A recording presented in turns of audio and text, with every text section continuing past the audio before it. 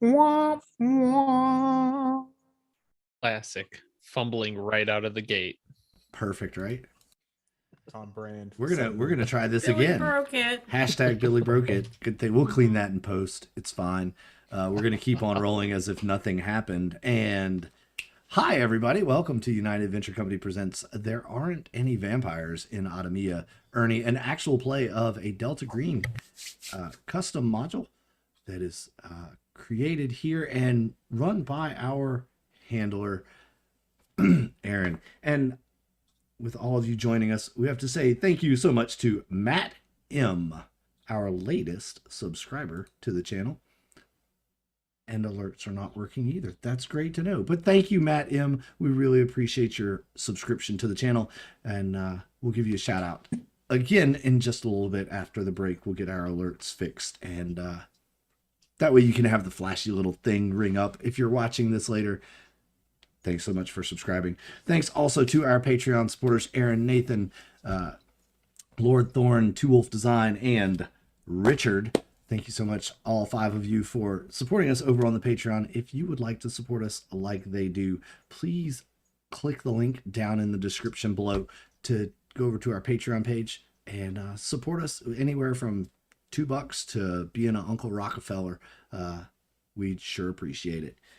Helps us pay the bills and buy the modules. Speaking of, tomorrow night, Saturday night, 7 o'clock, Welcome Home campaign, season finale for season 2. Looks like it's going to be pretty awesome. So make sure you're tuned in 7 o'clock tomorrow night to see exactly what happens as they are revisiting the vaults of Awesome Doom and crawling through. I think when we left that campaign, they were staring face to face with a carrion crawler. So that should be fun. And then next week we'll be back with some more games as well. So stay tuned to our Discord so you can get the schedule and all the fun stuff. Other than that, I think that's all the announcements we have for the channel. We've got some new games coming up this summer we'll talk about later at the end of the stream. I think that's all the announcements we have, so I'll throw it over to our handler for a recap because it has been a minute since we played this module. So bring us up to speed, boss. All right, so you guys had finished at the brick factory and gone to the university. Took a little bit of an IED, a little blast, leaving Malawan a little worse for wear for sure. Morganite, not too bad, you know. He doing all right. He's okay too. And then that was on the way to the university. Once at the university, you met a number of people, and you guys actually went about kind of investigating what had happened there, discovering that there had been some sort of militia group who had come in. They had stormed the building and had taken basically everything that was out in the open, the building being the anthropology and archaeology building. While there, I believe Morganite began the translation of the pieces which you had pulled from the brick factory. Is that correct? And you had, after wrapping up, you talked to a number of people. You know, you had made it, you guys wrapped up the investigation there. Talked to a couple professors, got a little more information, and you were informed that your contact, who Sergeants Heath and Butch were to be pulling, you know, you guys were going to be leading them out of, you guys were supposed to be pulling them out as part of your operation to prevent brain drain and to get them away. He was ready, Pyar was ready to meet with you guys tonight at a moved up timeline in the market. And after that, you guys had left. Did you return back to Apache, or You still had time, so you would certainly have time to return back to Apache. I think that's where we were heading. Yeah, Okay. I think that was our intent. Yeah, I believe you're going to go back to Apache, so Morganite could finish the translation, and I think that's where we'll pick up.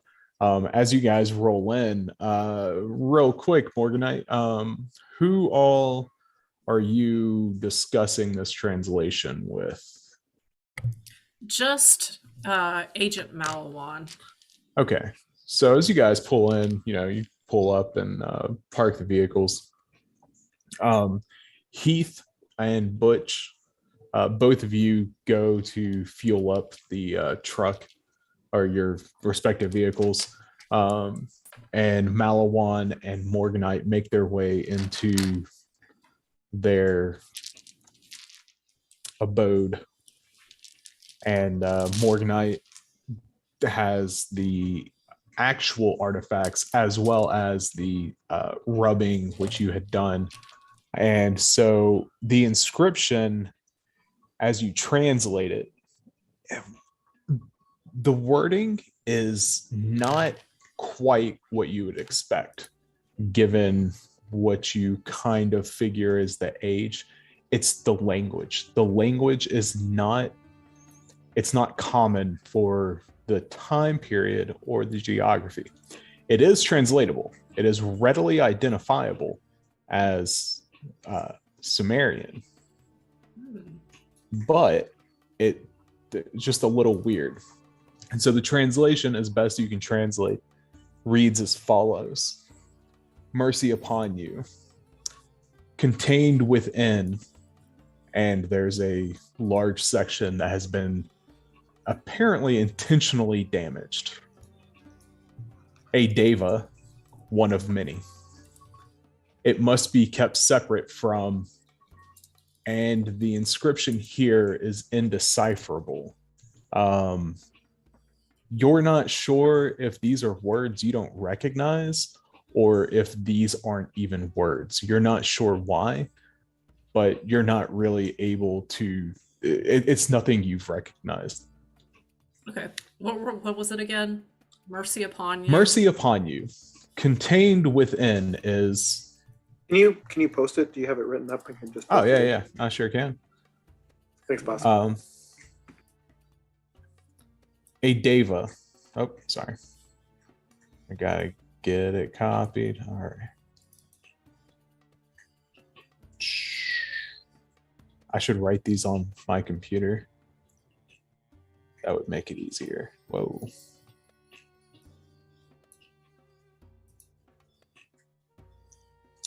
Mercy upon you.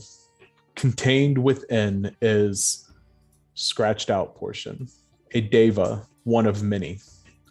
It must be kept separate from indecipherable words.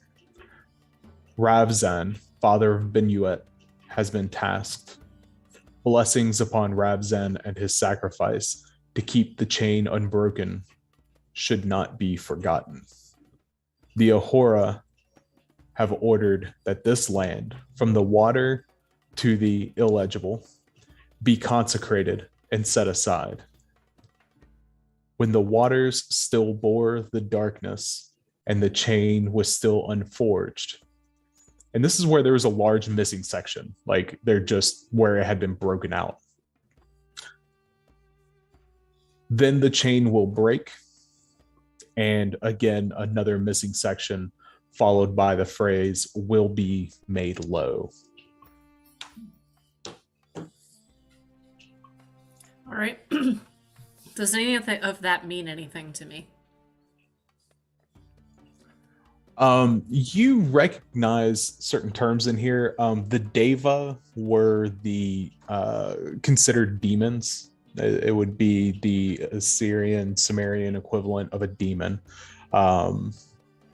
The Ahura, Ahura, would be the equivalent of an angel or heavenly host. 1 second.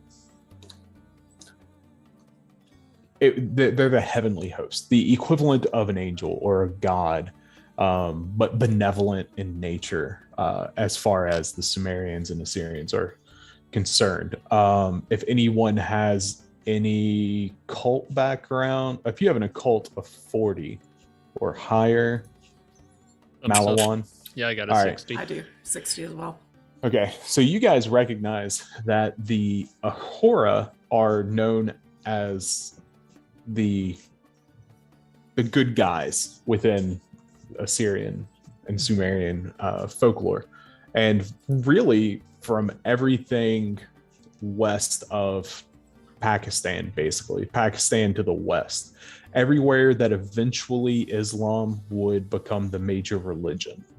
And that the Deva were considered demons. However, east of Pakistan, once you pass through the Aryan Pass that crosses over from India into Pakistan,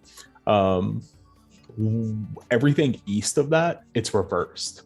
The Deva were the angelic, the heavenly host, and the Ahura were considered demons. Foul in nature, and so you do pick up on that. The chain, you're not 100% sure.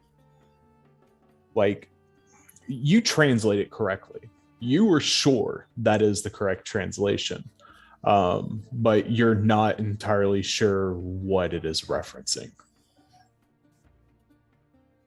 Okay.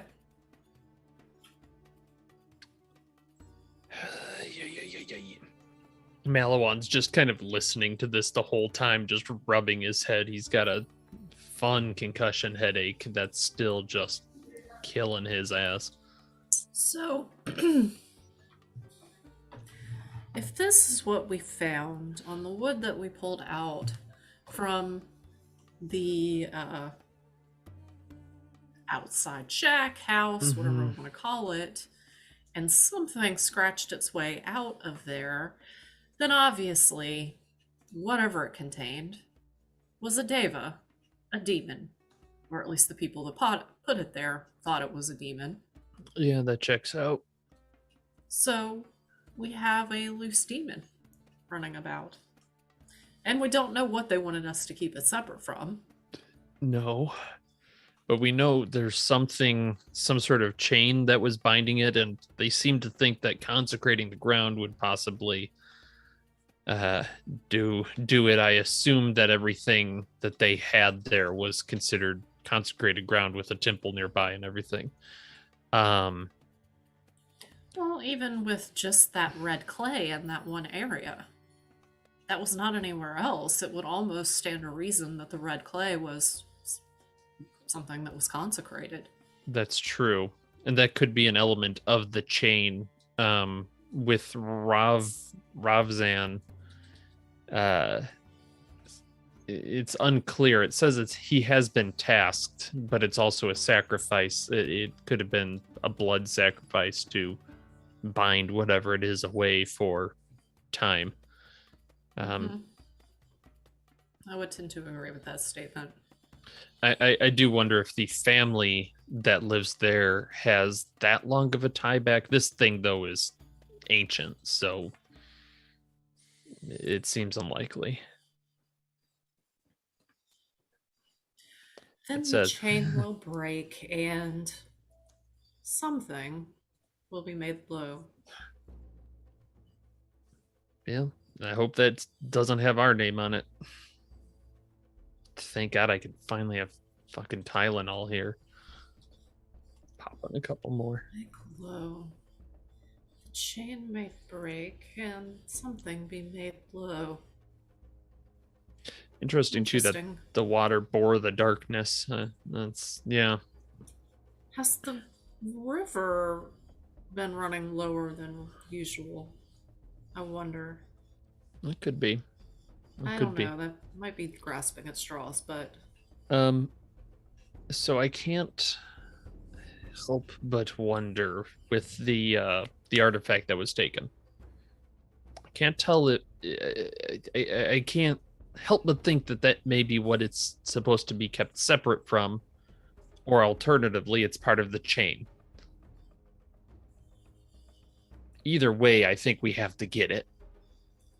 Absolutely. I mean, obviously we have to get it. It's mission parameters, but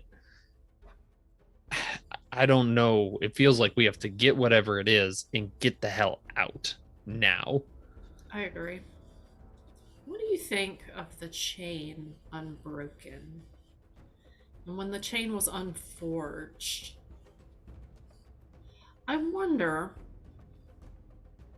if that's an actual chain or some sort of metaphor. Yeah, it wouldn't shock me if it was a ritual of some kind, or it could even be a family connection. Mhm. Yeah, that's a good point. That is a very good point. But I don't even know where we'd go to begin trying to find historical records. The family itself might know that far back, but they've clearly forgotten it if they've just let it loose, or the kids have, or whatever. I don't think it dug its way out entirely, but There's scratch marks, but you're absolutely right. Somebody was in there digging around, and they made Yeah. clay bricks out of that mud. And I got a I don't bad know. feeling about those clay bricks too. Well, to be honest, I have a bad feeling about a lot of it. I'm not entirely sure how we're going to keep this one under wraps. Yeah. Well, maybe next time we'll just get blown up. Then it's Oh, somebody else's problem. Don't Uh, don't do that. Don't joke like that. While they're doing this, are me and the boys just taking station in the at the fort, or Well, yeah, Butch and Heath were refueling trucks because you guys are going to be rolling back out to the market. You basically have run of the outpost. You can go wherever you want, engage Yeah, in whatever activities. I'm gonna take care of a few things. Like need to touch point with my other terps, and then I want to circle back with Butch and Heath, and basically kind of pull them aside and make sure that nobody else can hear us. And I'm gonna be like, "Hey, Butch, can you fill up some more of those tanks? I don't know. Do we have any loose gas canisters lying around here?" Oh yeah, I'm sure we got some cans. Yeah, let's be a little reckless here. Let's fill up the tank and then some. If we can cancel out that cart or so, let's get some gas tanks off to the side. Yeah, you never know. I figure when you we should might, go see what this. run out of fuel Uh-huh. when you're on the side of the road, so we're gonna need some extra cans. I got you, Terp. Yeah, no problem. All right, all right. I'm gonna be bringing some extra tobacco with us when we go down. I figure that we have to go visit the this church that they've been talking about, right? This guy, Yeah. and I don't mean to read too much into it, but this new preacher doesn't necessarily seem in the interest to the people here, given what's been happening recently. I mean, we both saw the same thing at that bricklaying factory, so I guess I'm asking what your thoughts are on this church leader. Oh. He did seem a bit odd. A little out there. Like he's hiding something. He knew more than he was letting on, that's for sure. Dealt with these folks before. It's Well, I don't think the bricklayer is, but the church leader seemed very suspicious. yeah, the church leader definitely. The bricklayer, he might know a little something, but I don't think he knows nearly as much as the church leader does. He definitely seemed a little shifty. In it for the money. I think we just happened to be there and had. Well, I'm just had the saying, money, you I know? don't trust these church leaders very much. So definitely, let's make sure to go down there lock and loaded and get this situation straightened out. I don't go anywhere unless I'm locked and loaded because I don't trust any damn buddy. I'm with you though. All right, Butch. I'm just checking in. And D will offer you a cigarette. I'll take one, sure. Excellent. He'll kind of give the same speech to Heath. Heath. Yes, there you go. I was flipping through. I was like, oh. Tom talked to Heath, like, oh, you guys are filling us up. Can you throw a couple of extra canisters of gas in the car? Just in case. I know it does make us a bigger risk, but fire is sometimes useful. I like where your head's at, D. Just remember, I think this revival is in the market, right? We should be careful, judicious about our use of fire. But Right, but I mean, it's not like America has been averse to some casualties to achieve some sort of goal, and that's what we're doing here, right? I guess. I don't know about you. I'm just driving a truck. Just trying to keep some nerds safe. So Yeah. D will just Damn coolly kind of shrug and offer Heath a cigarette before kind of like getting on and getting ready for Agent Malawan. Are the agents joining us when we're going to visit the market, or are we ditching the Poindexters? That's a good question. Did want to come along to talk with Pyre. Yeah. We have every intention to go talk to Pyre. Yeah, they had mentioned that. Yeah, Okay. we would know Then that, that but settles it then. at the same time, I'm wondering if, and I'll kind of bring this up as we're fueling the truck, and would it be safer if we just grab the guy and get the hell out of there rather than sit around and have a conversation? We saw what happened at the university. We'd just be sitting ducks in the middle of a market square. If he'll come with us, maybe we could just get him to come back here. They can have their conversation here. Because I don't want to get in a firefight with these two out there. And then we've got 3 that we have to protect, not just 1. The odds are better. Yeah, let's dine and dash. I think that's the superior strategy here. I have a good idea every once in a while. Maybe we bring it up with the captain first, though.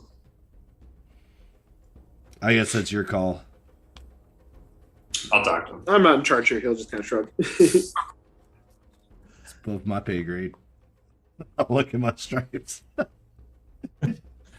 Which is like, that's somebody else's problem. Nope, that's your job, boss. Yeah.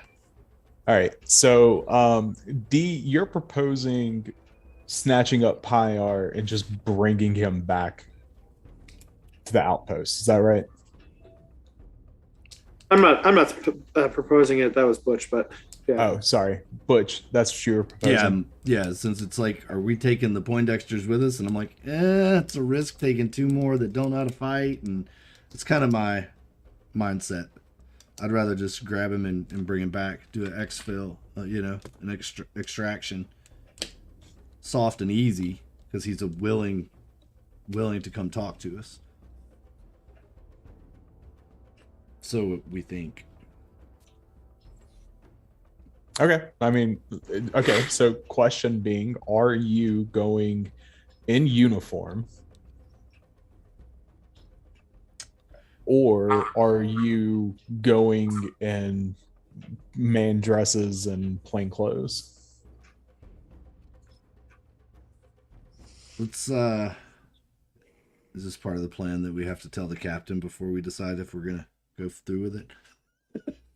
I think what he doesn't know won't hurt him on that account. Okay. So my thought is we go in light, plain clothes, light arms that are easily concealable. That would be my play. Plain clothes, like man dress with an MP5 underneath. Yeah, something along those lines. Yeah. Depending on the weather, if it's cool enough for an overwrap, kind of thing. We wear that, but definitely not with uniform. And we're all, in the loose hygiene here for we're not all high in tights and clean shaven either. Yeah, no, it's relaxed grooming standards for sure. Yeah, right on.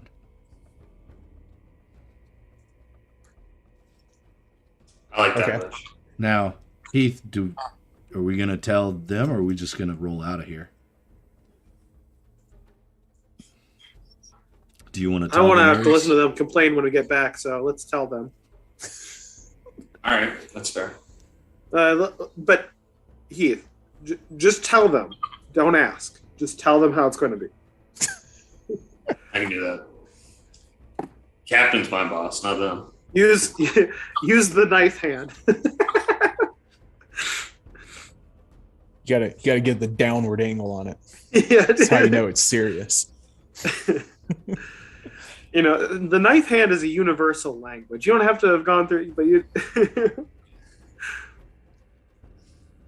All right. So are you Heath? Are you gonna go talk to Captain O'Brien about Yes. this? Or I got that to Captain O'Brien.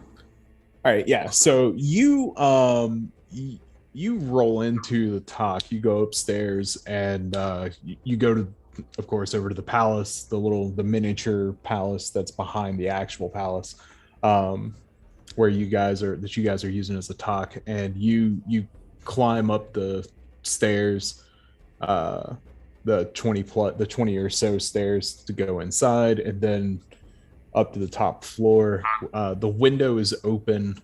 We'll say the sun is setting. You can see, there's wind coming off the river, and it brings with it that river smell, but it also brings with it not heat. So, you can give a little, get a little.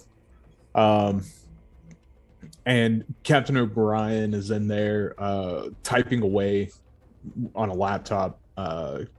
You look over his shoulder. It looks like he's writing reports and sifting through Warnos, just, giving you guys heads up about operations that are going to be happening in the area and requests for, support and performing various duties. You can see where he's making schedules and assigning personnel to different tasks, different patrols, different missions. And he's just typing away furiously, doing officer stuff. Got a second, Cap? Yeah, man. What's up? And he stops and turns in his chair. Well, Butch and Dee and I were thinking maybe it would be easier if we just go ahead and pick up our asset from the market, bring it back here for our guests to talk to. Might be easier than taking everybody out, especially after the events of today. Yeah, I mean, absolutely. If you can get him to agree to it, I mean, or you guys could just snatch him and bag him. I mean, he's not supposed to be an asset. So, all right, we'll try for the diplomatic approach, but I'll get it done. yeah, I mean, whatever he'll agree to, use your best judgment. He probably won't want to be seen cooperating with us, but so be prepared for that. Understood. Yeah, I think that's it. Thank you. He turns and goes back to whatever the hell he was doing. You hear the radio squawk a couple times as you're leaving. You hear the SOG calling for everyone on. Oh my God! Everybody that's currently on guard, right? Who's doing force pro, like calling for check-ins, and you hear them, in sequence, and it's Tower 1, Green 2. Tower 2, Green 2, and it's going. You just hear it. It's regular stuff that you hear all the time. All right, good. Yeah, so you head back downstairs. You got the green light. Do what you do. I mean, Yeah, this I'll is run your back job. I'll run back to Butch. Let him know the play. Like we were talking, plain clothes, light armament, maybe some canvas bags and zip ties if it comes to that. I'll let Dee know too. Cool. Yeah. as far as going, plain clothes, light armaments, you can have MP5s easily if you want. I mean, you could have little 10-inch barrel M4s. It's just up to you. Take the MP5s if they're okay. Yep. Yeah, so you guys load up. You swing by the armorer, you get your loadout. I'll say you can have whatever kind of equipment you want. MP5s, they'll give them to you with 6 mags. They're up to you as to what you want to do with them. Okay. Or what else you want to carry besides them. I think probably have a tarp on the back of the truck where I will throw my 249 underneath that tarp. Just in case shit goes real sideways. Without the mount. I'm not going to leave the mount. We're going to... Do you just want to keep it inside the cab of the If truck? there's room for all 3 of us and that, then yeah. And the target if we need to. Yeah, you can just set it, up straight up and down between 2 of you, or, barreled down in the floorboard, like kind of just leaning outside your leg. Yeah, I'll do it that way. On the outside of your leg. Yeah. Okay. That way, if shit goes real sideways, we have some actual firepower. Yeah. All right. So jumping back to the agents, Morganite, Malawan, you guys have been discussing the inscription here. Y'all obviously, you don't know what the plan for Pyar is yet, but do you guys kind of have an idea of what you're looking for from him? You're muted.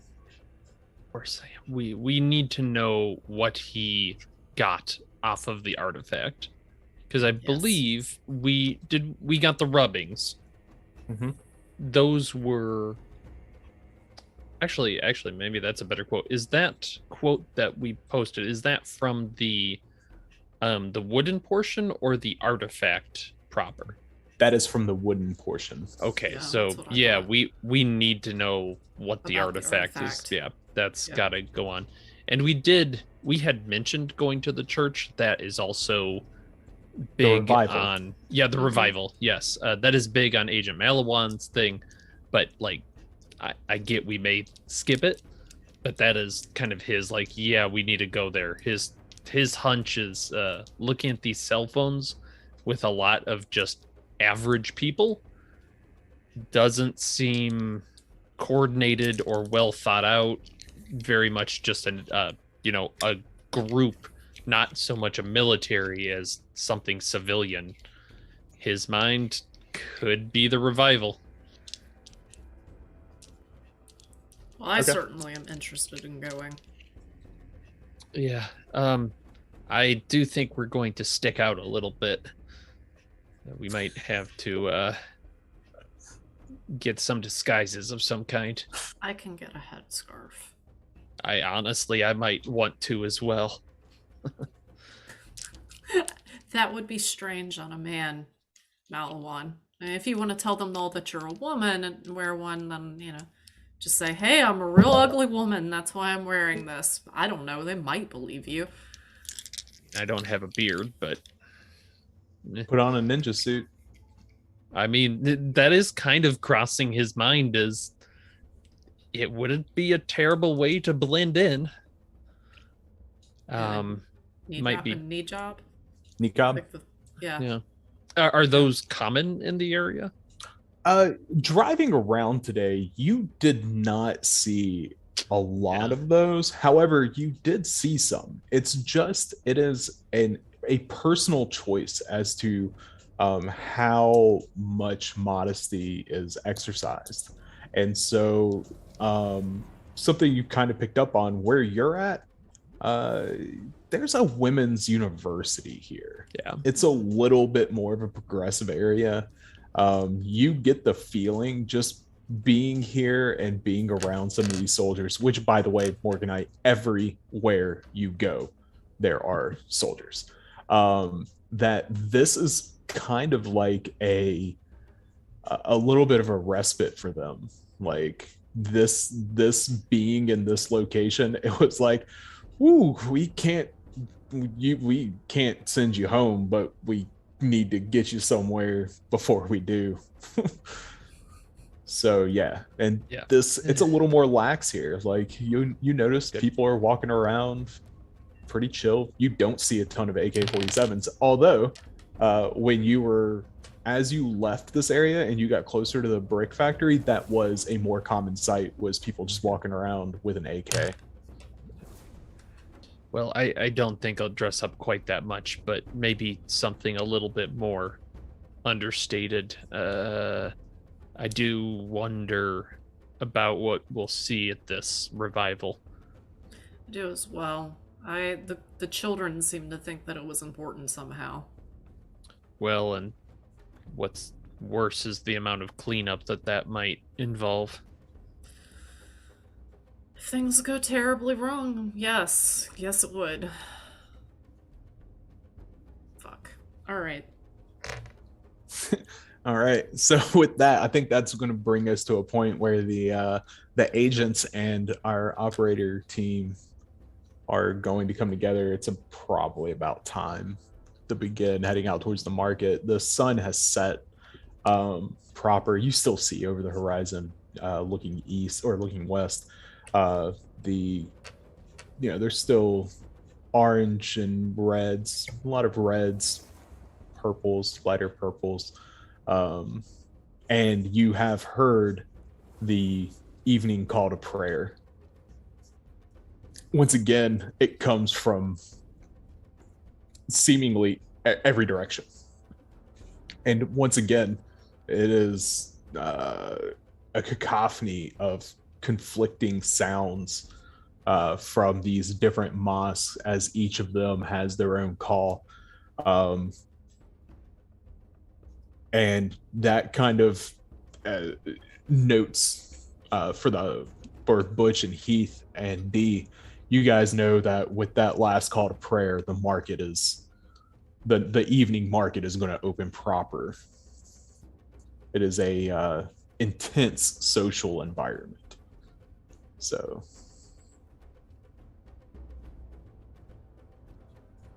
how are you guys going to mount up? How y'all want to do this? So I'll try to get there a little, beforehand at our meeting spot. Jog over to the agents. I'll say, Morganite, Malawan, it's y'all's lucky day. We're gonna hand deliver your pet project, your man. Hand deliver, Mr. Heath, or Sergeant Heath. Yes, ma'am. It's gonna be brought to you, and y'all can just get some R&R here at the camp. It's been a long day. What exactly goes along in, hand delivering him to us? I'm just curious. This man is cooperative with the U.S. military. He wants to get out. We're just gonna ask nicely. Okay. Well, So, I mean, obviously, I'll need to come along with this. I assume we both should. Nope. why Y'all not? you're good to go. Why are we not coming along with you? Correct. Frankly, I mean, after the long day y'all had, thought this would just be easier. You military types, you might get an order and you were told that you have been ordered to do something. And, you can ask why. You're not required to have a reason returned to you for you to do your job. However, we do. If we're not told why, we're going to be coming along with you. Yes. And you have to understand, the safekeeping of Pyre is part of our work here. He'll be safe. Excellent. I am confident in your ability to keep us safe especially after the recent events, and we'll be coming along to bask in that safety. I just don't know how I could let you out of my sight, Sergeant, because you've just been my lucky card this whole time. About this time, Butch is getting impatient. He knows that our window is quickly closing to get into the market, and in plain clothes and not really cause much disturbance to the normality of things. And he's gonna call out from the truck, idling not far away. Sergeant, we good to go? Time's wasting. We need to get going. I'll give the accelerator just a little rev. Listen, we're 9 mile on. We know things are getting tense in the market, and frankly, with this tent revival business, I just don't trust it. And I would feel a lot better if y'all could just wait here. We'll come back with your man. But see, now that you've mentioned the tent revival, I really think that it would be in our best interest to go to the tent revival. That's a good point. We do need to see that. That sounds like the worst possible plan. Oh no, it's the I'm just best gonna possible plan. lean over to Butch. I'm assuming I'm in the car with Butch, and I'm just gonna hey, Butch, just leave. I'm gonna flip a coin as to what I'm actually gonna do, because I got to. One is hit the gas and go. He's not doing it. He's not doing the thing. All right. He can take a separate car, but you see, it's just that Morganite does not respond well to knife hand. Morganite. Listen, the knife hand is a time-tested tradition. It always works. It actually makes her more aggressive instead of less aggressive. Look, Heath, we really need double knife hands to go to the revival. And when I see this, Butch is gonna get out of the truck, and leaving the door open. He's gonna walk over and go, Sergeant Heath, I believe you've done all you can. It's time to go. You two, you're staying here. Excellent. You're too big Let's of a go. damn risk. I'm not saving your asses again. There's I'm too ready to many go. things that can go wrong. Okay, that's great. I call shotgun. Yeah. Doesn't the work. And I'm good gonna news go is- get in the car. Yeah, the good news is that we are here to be protected by you. So, what would you do if we just stayed put? All right. That's the best way you can be protected. And with God, I have a fucking headache. And he's Come just on. walking past Come you on, towards the Outlaw, car. get in the car, and then I slam the car door shut. So I'll look at Heath as they get in the car with D. D, you know that we fueled 2 vehicles, so I'm just gonna nod my head to the other one and go get in the other truck. Yeah, I'm gonna sprint over to the other truck. And How's your I guess driving, we're all Agent running Morganite? very Bad. disorganized to the other truck. Well, I have a We'll play the concussion, cover too. so Well, I have a base driving skill. I probably forget to use my left turn signal, and Yeah, stoplights so seem to I'm be pretty kind sure of. that you nailed it on the head. Is that like you're gonna get in the other truck, Agent Morganite, and I think that he's gonna see Butch like arguing, and he's just gonna like slide over to the front seat, put it in gear, and drive away. Not even like super fast, but just I'm leaving. What, in the one that I'm in? No, the Or one that what? you're.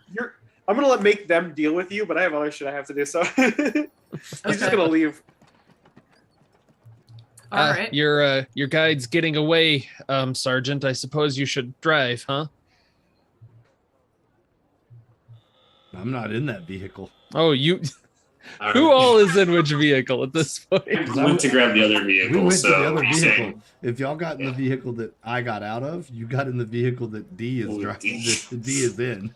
Oh, okay. Well, then yeah, I when guess y'all we're went in and the got car in with that D. vehicle, we went to the Well, other this is the Oh yeah, I worst suppose possible there'd only combination. be one car that we'd. No, pull this up is with. a They good both wouldn't be combo. there. So like Agent Morganite goes to get in the car, and I don't know. I'm just gonna like.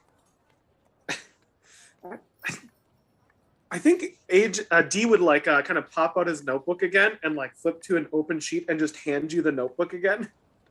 D, would you have comms? All right. Thank I you. You would didn't fill it take out it. last time, right, Morganite? I'll take it, and I'm actually going to start writing in it, but it looks like nonsense to anybody that doesn't know what it is. Well, what is it? I speak a couple of languages. It's nonsense. Oh, okay. I'm just writing nonsense. But you are letting us into the car, right? D's not. I was already in the He's not car. going to shoot you. It's Great. like I think Great. D's of the opinion that you're going to get in less trouble. Like if you guys want to die, then he's fine with that. He's not going to stop you from dying. See, That's this, not my job, Great. actually. That's this their is job. something That's we their can job. work with. Yeah. So if you drive off with us, they have to follow. It's their Oh, job. God. So we've got the two nerds, our interpreter, and just a big sniper rifle all in one car. And Yep. I guess I'm in the other car and Butch, you're just standing outside. No, I Perfect. would have gone to the other vehicle as well. Okay. Who's your is it the captain that's in charge? What's his name? I don't seem to have it on here. Captain O'Brien. Captain O'Brien, thank you. Just in case I have to name drop.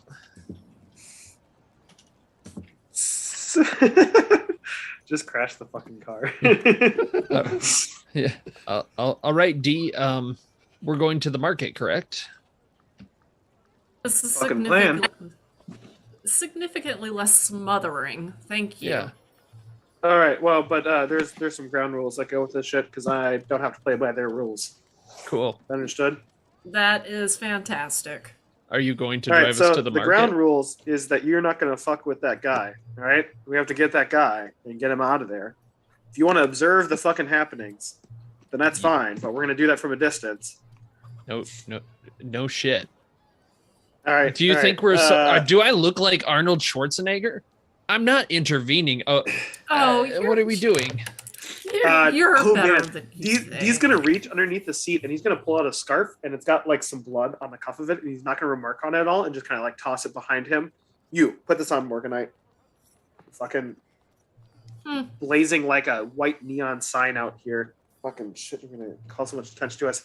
And you, Good point. Malawan, And I'll put it on. man, we have to make you look more like a tourist and you like kind of consider it for a second. Can you say G Willikers at like 5-minute intervals? That'd be great. I have a massive headache, so if you could start driving, that would be awesome.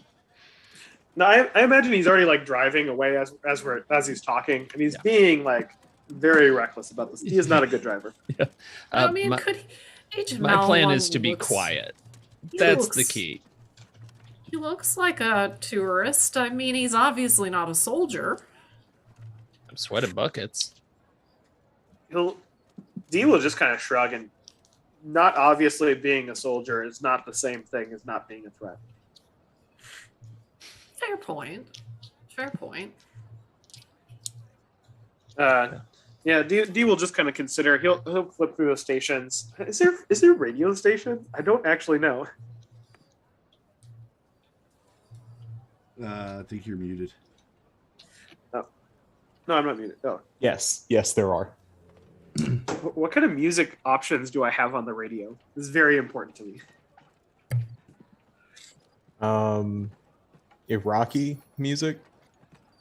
So you have obviously like the it would be the equivalent of like religious like the religious station where you're gonna hear various calls to prayer and whatnot, and then you have other radio stations that are playing kind of pop music from around the world, a lot of like music coming in from India, and then you do have some pirates radio stations that are playing like there's a pretty significant like metal like fan base, like American and Norwegian death metal fan base, and there's pirate radio stations playing that. Yeah,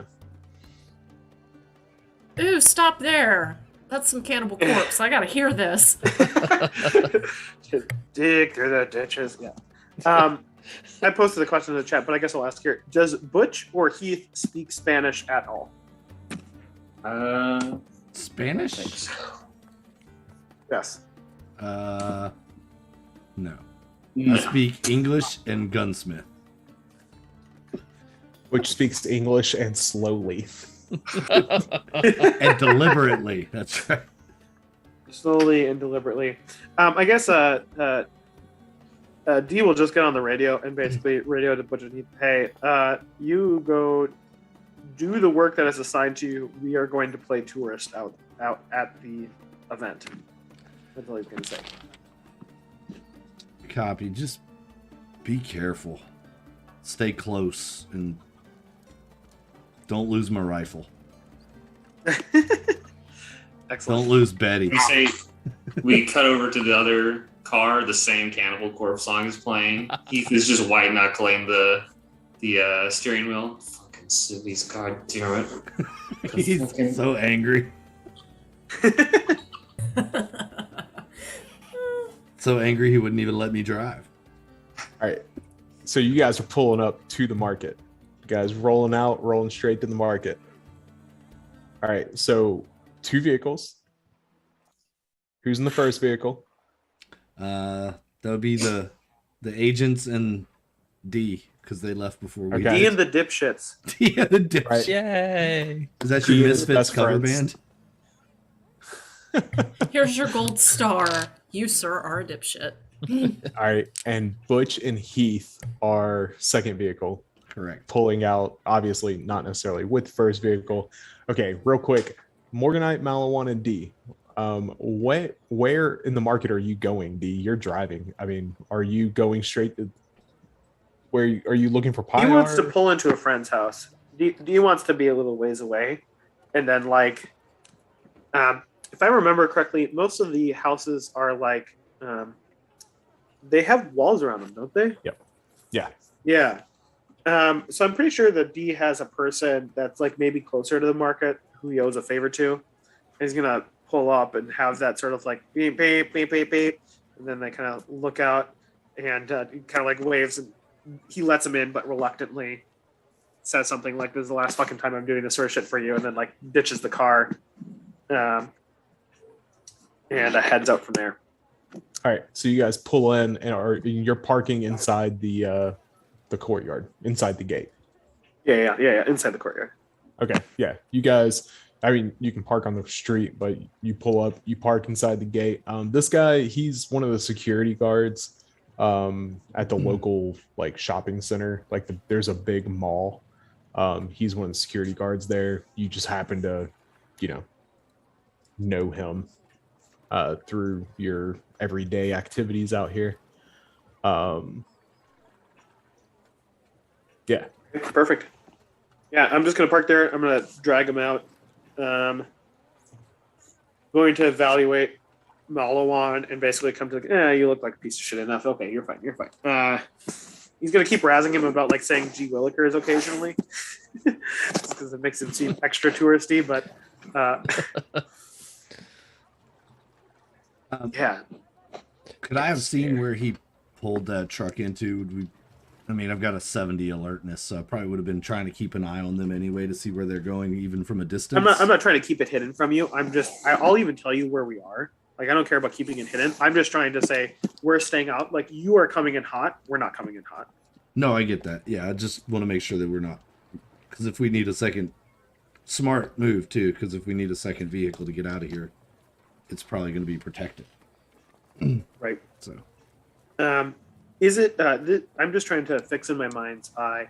Is it occasional? Is it unusual for a terp to work freelance and acting as a guide as well in these areas?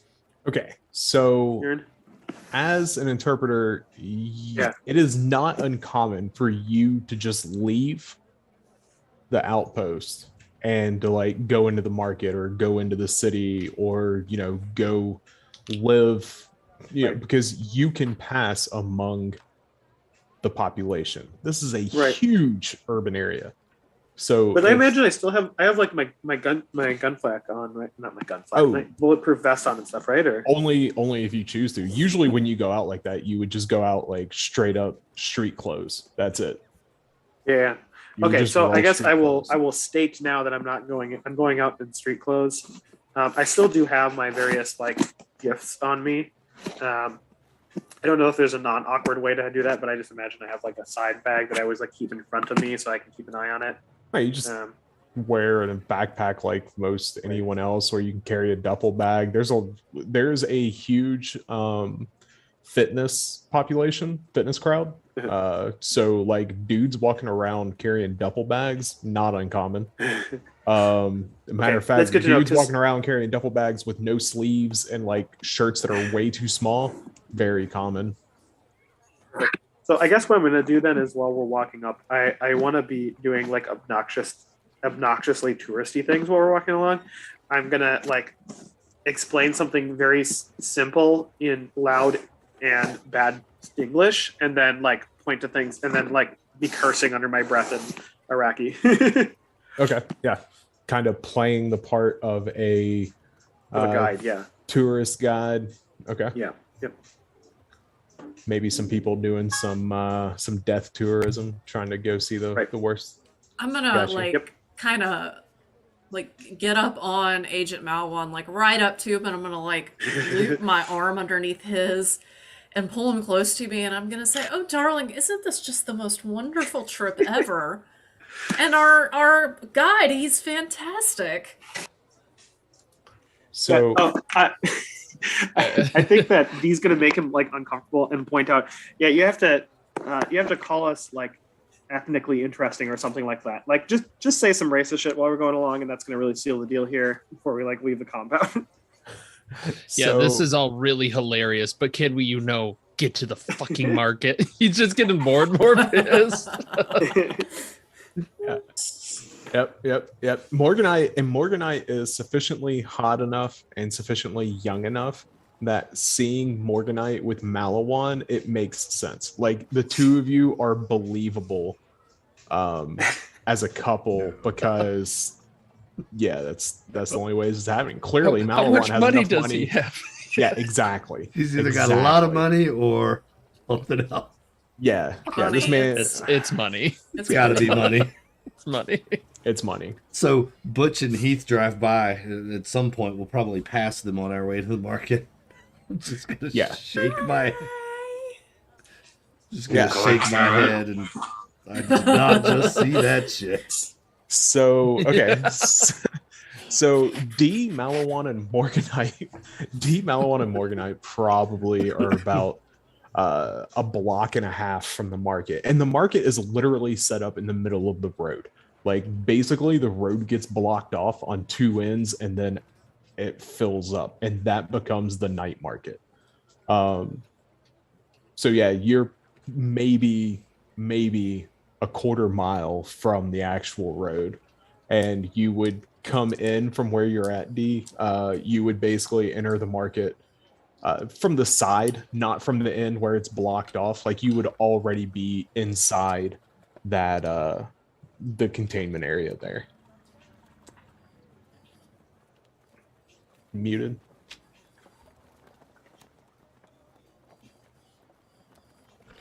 These this celebration that's going to happen with this traveling creature is collecting of alms common still? Oh, I mean, yeah, so as you guys are walking up, you see bands of children, probably aging from 5 to 11, mixed gender, running around barefoot, playing games in the road, playing games off the road. You do see people with disabilities who are very evident, right? Missing limbs. One limb is drastically shorter than the other, but it's a full limb. A lot of strange congenital birth defects that you're not used to seeing. Well, Morganite and Malawan are not used to seeing. Begging on the side of the road. You also see there are some there are some people who are doing work, like it's night, it's hard to see, and they're working by like lantern and flashlight uh, on houses that have clearly been severely damaged from either, well, I mean, if y'all want to make rolls, that you can figure out what it is, but they are in bad repair. You can see the inside from the outside easily.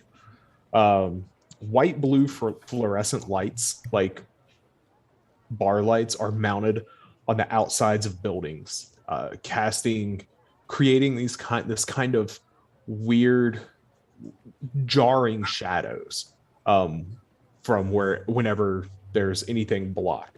Additionally, it mixes with the orange pink metal halide bulbs that are hanging off of rooftops that are lighting up the sidewalk in the market below. You can smell meats roasting in front of the lump charcoal vertical grills, mixing with strong Arabian floral perfumes and oud musk oils and incense.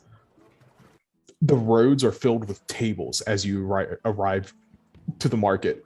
Old men sit in traditional dress playing backgammon on beautiful boards made of marble and gold, with pieces that look to be made of ivory and onyx, drinking tea from small cups and discussing the day's happenings.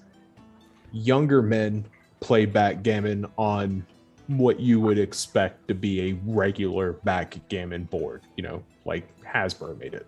Some of them are leather and they're hinged and they fold and everything's well contained and it's nice, but then other ones are just very plain, as well as table tennis with a ferocity that you would expect of Serena Williams at Wimbledon.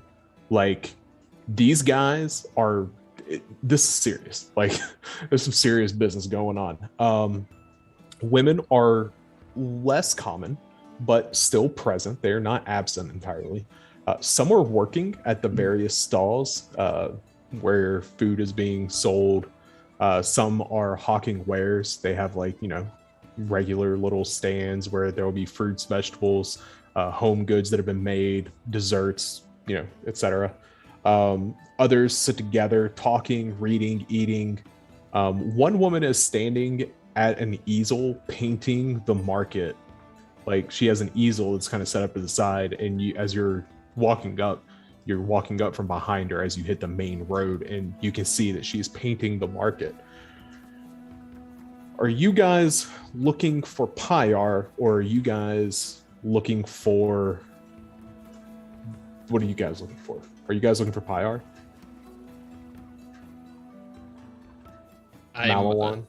I'm assuming that the other two know where he is, because they were supposed to meet today. Yes. So he's not concerned. He's looking for the revival, a grouping. He wants to know where that is, and then whenever they meet up with our protectors, then he'll worry about meeting with Pyar. Okay. So as you guys are walking up, we'll go ahead and we'll do you guys this way. You hear a call to prayer, which you already heard, the evening call to prayer. All of the mosques in the area call to prayer at the same time, but this is a different call to prayer. It's not as loud. For the first time, you notice, it doesn't sound like it's coming from above you like the other ones do, right? Because the other ones you have kind of figured out, they're coming from speakers that are high up in the air in these minuets. This one actually kind of sounds like it's street level, and it's echoing off buildings and down these alleyways. Now, the alleyways are narrow, basically the width of a car. If you have your mirrors out, you're taking them off. All right. That's the width of these alleyways. So the sound, when it's traveling out the alleyway, and you can look down and you can see where there are other alleys that come off of them, it is just echoing from these, and it's beginning to, it kind of fills your ears and everything in your head as you're traveling towards it. Make a human roll. Everyone, or Yeah, anyone who's going down, any of the three of you. 33. 31, but I'm concussed, so that's a failure. 33 is a success. Yes. Okay. Critically. Mhm. So you noticed as you're walking across the market, even though you don't speak the language at all, you know people and you're getting a vibe. The older crowd, basically anyone who probably over 50, you do not, they do not seem interested. They are not interested in this call to prayer. They're doing what they're doing. Some of them even seem kind of irritated by it, but not like in a, oh, I'm mad about that, just kind of in a dismissive, like, this again. However, the teens, the older teens, the 20-somethings, which in this culture, you're familiar with this, would be considered adults, right? They're still adults. They're just older teens, 20-somethings. They seem more drawn and begin to head towards the call, as do some of the more middle-aged, 30s, early 40s, they have small children. They begin to go that way as well. This is not a normal call to prayer. Like, you do not recognize, calls to prayer. Even in the cacophony that is all four going off at the same time at Apache, you can pick out the calls to prayer and you could recite exactly what they're saying. This is from memory, just because when it starts, like you know it already. But this is not a normal one. It is not one you are familiar with. It is a prayer that. Yep. I'm gonna. I'm just gonna follow them along the call to prayer. If the old people are looking confused, is there some old sick people, or is it only young people that are running towards this? Basically, anyone over the age of 50 is just really uninterested. Okay. Yeah, just they're like, that's not our thing. That's someone else's. Oh, the children these days. What kinds of things do the youth get themselves into? And I'm talking to Malawan. And yeah, he kind of takes that and he's starting to realize what she's talking about and seeing that. Yes, I think that would probably be our revival. That does tend to attract. Thinking back to the group that attacked the campus. Those were all younger individuals, correct? It's been a few weeks. Yeah, you would say they all look to be under 40. Okay. That's not shocking, but also interesting. Yes, let's follow the crowd, as it were. This is the best kind of cultural travel, and it's just such a great way to know what's going on in the culture and the society. Who are we acting for? What are we doing? Oh, hush you! And I'm gonna like splitting headache. Hug him. Oh, darling, it's okay. Come on. And like everybody's probably like, "What the fuck is this going on with you? What the fuck is this guy doing? How much money does he have? Much money does he? None. He's a historian. Remember that, kids, when you go to college. Get a history degree so you can get a job at the coffee shop. That's right. Essentially, yeah. Get that second degree. You two can land an agent at the same time. Morganite. Okay, so you guys, I'm assuming you're following the call down the alley, right? Yeah. Yeah. So you guys, you are traveling down this alley, and like I said, it is basically the width of a car. Okay. And you kind of begin to follow the crowd, and you you're going down, you cut left where another alley hits it. The same thing. The ground, it's mud. It's mud. Okay, this is just dirt and it's mud. There are stagnant pools of water every once in a while. This is pretty common off the major roads from what you've seen.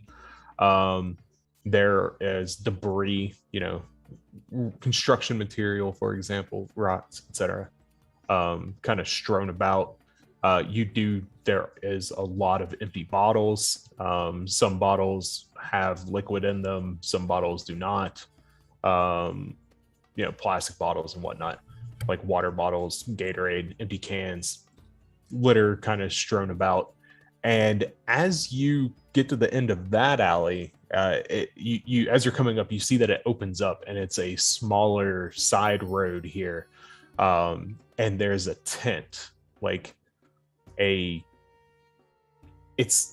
I don't want to say mint green because that would be too saturated, but it is clearly a sun-washed light green tent. Okay.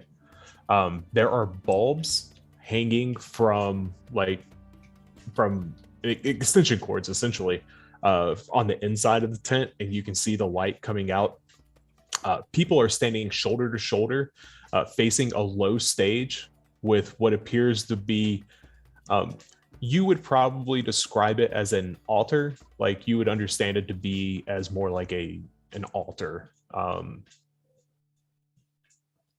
in a Christian church. Is there people, so at this altar, is there people heaping donations of some kind? I assume people don't have a lot of liquid cash, right?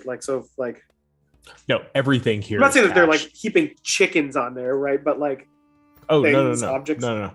There's a bowl and a candle and a book on this, again, a table, but you just can't see under it. So altar, right? Okay. Can we find a spot near the back and just watch? As you guys looking to interact. Yeah, as you guys move in, you move closer to the tent, and like I said, the sides are open so that the wind can blow through, so the breeze can come through. And you see the people are standing basically shoulder to shoulder. Some are holding one another. There are a number that all people of all shapes, sizes, and ages are represented here. Although you do recognize, Morganite and D, that the younger population is overrepresented in comparison to the rest. Okay. And as you guys are walking up, a man walks out. Like he walks through the one side of the tent that is down, the back side behind the altar. He walks through and he walks up to the altar. Butch and Heath, as they get ready to participate, what are you guys doing? For a job like this, would we, because obviously the Pyre, he doesn't want to be seen working with us, would we have masks and just run in and grab him? Or would that be too conspicuous? Go ahead, Butch. Yeah, I'm thinking we're wearing plain clothes. He knows he's supposed to be meeting a couple of people. He doesn't know exactly who those people are. So my thought is we meet him as we're here to take you to the meeting kind of approach. And then if he's uncooperative, we can explain this isn't a safe place to meet. We've got a safe place. They're waiting for us, kind of. That's your plan? That's kind of my plan, yeah. What do you think of that? Because run in, snatch and grab in a highly public place is probably not the best approach. Unless we just have to. I mean, it's not unheard of either. Right, but it wouldn't be my first play. That's fine. I was just just giving you. No, I know that does happen. People do get snatched not all the time, but it's not completely uncommon. Yeah. What do you think? To be honest, I was leaning towards just grabbing him, but Well, your call. You're the. I mean, You're team leader. You're team leader. I'll follow your lead. You tell me to grab him, I'll grab him. It's your call. I want to make sure we're on the same page. So you don't go to grab him, but I go to talk, right? We'd have this conversation in the truck on the way there, I'm sure. Yeah. Not walking through the market. We're here to parlay. We're going to start off by putting this ball gag in your mouth. It's about the way the U.S. military operates, right? Times, yeah. I mean, if he doesn't want to be seen working with the military grabbing him, Americans just grabbing him would be. But then we have to think about the nerds. So this might end with us having all three of our eggs in one basket. Let's just go talk to him. Yeah, if he doesn't want to cooperate, then I'll knock him out. He doesn't want to cooperate. I mean, I can hit this guy. And hit the nerds. All right. Yeah, this guy is y'all's mission. Remember, this guy is why you got what you guys are doing. Right. This is the guy that Yeah. it's caused us to have to. The take care of nerds the want to nerds. talk to him. Yeah, the nerds want to talk to him. Your specific goal, your specific mission is to extract him. Mm-hmm. Okay, So- just remember that. All right. All right. So as you guys walk up to the barbershop, again, with the stark contrast of the orange pink metal halide bulbs and the white blue fluorescent bulbs lighting the outside, you guys are a little deeper into the market. And so there are businesses here, there are storefronts here, and those storefronts, the glow from the inside, it's cast out. You see one that is a barber shop. You see guys getting their hair cut inside, and I mean, first off, if you've never had the good fortune to get your hair cut by a traditional Iraqi barber, highly recommend. You see these guys, I mean, they're cutting hair with fire.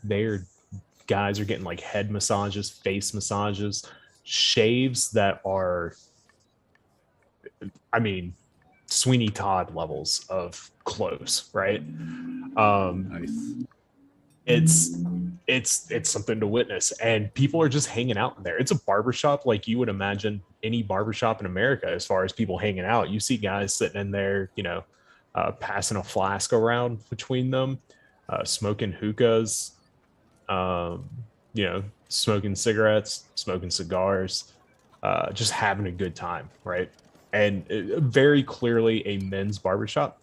The walls are there are pictures of all these different hairstyles, and you see them just doing business.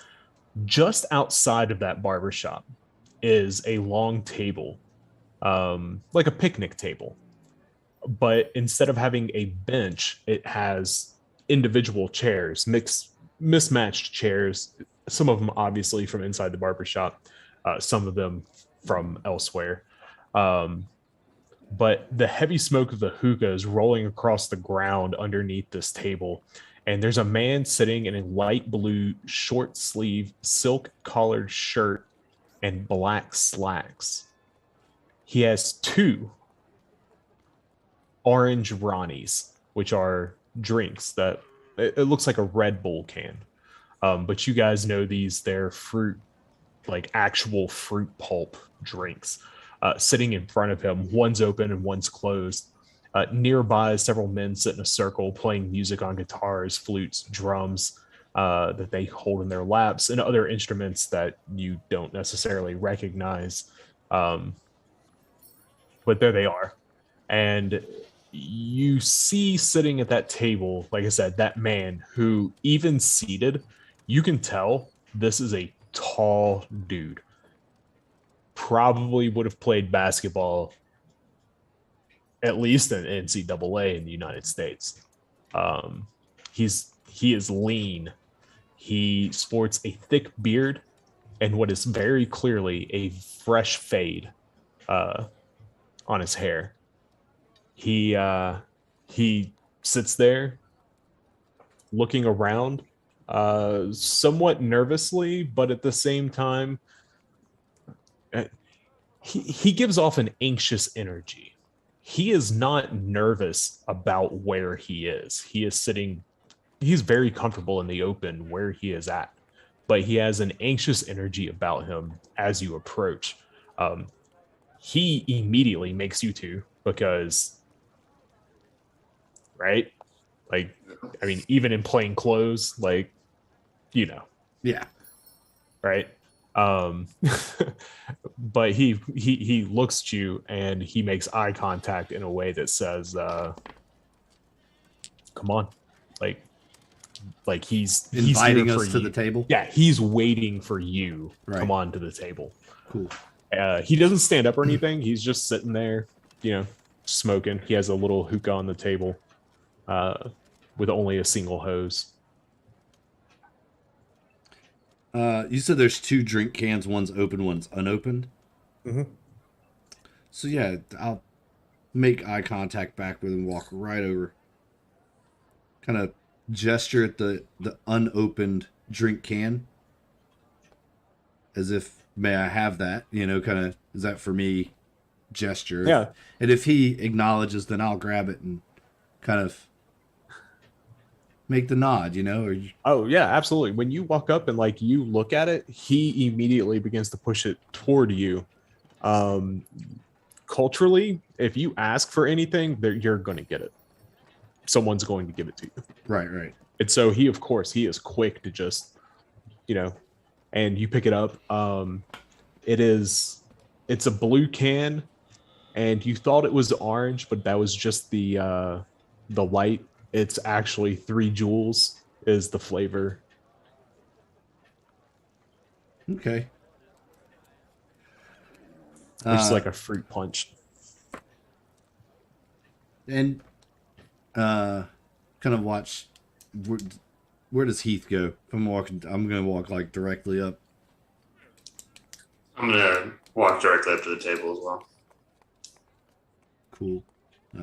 Pydar, right? That's his name. Pyar. Pyar. Why do I think Pydar? What the hell? Because I'm not smart. I strong. Strong like ox, dumb like bull. Pyar. Eh? Hello. I'm glad that you could make it. And he looks around. Yeah, it was not easy. There's been a slight change. Yes, I heard that my lab was rifled through today. You could say that. How about we go for a walk? We'll talk it out. He looks around. There's no one in the immediate area. He kind of looks around and he's just like, okay, let's go. And he stands up. He is easily 6 feet, 8 inches tall. Okay. He's a couple inches taller than Butch. Yeah, he is y'all are some big dudes, but y'all are jack big dudes. He's tall. He is lean. Yeah. But yeah. Looks like he can run pretty fast, right? Oh yeah, he's, like I said, he's 6'8". I would say he's probably got the build of a runner or a swimmer. Athletic type. Got it. Yeah. So I'll just kind of briefly explain that due to the safety concerns, we've got to go to a different location. We're afraid that there may be an issue involving something here at the market that has compromised the safety of this meeting. We're here to get you to safety. What do you think? What is it? And where are we going? just another meeting location. Be just a lot more smooth. We think this tent revival is going to be a bit of a problem.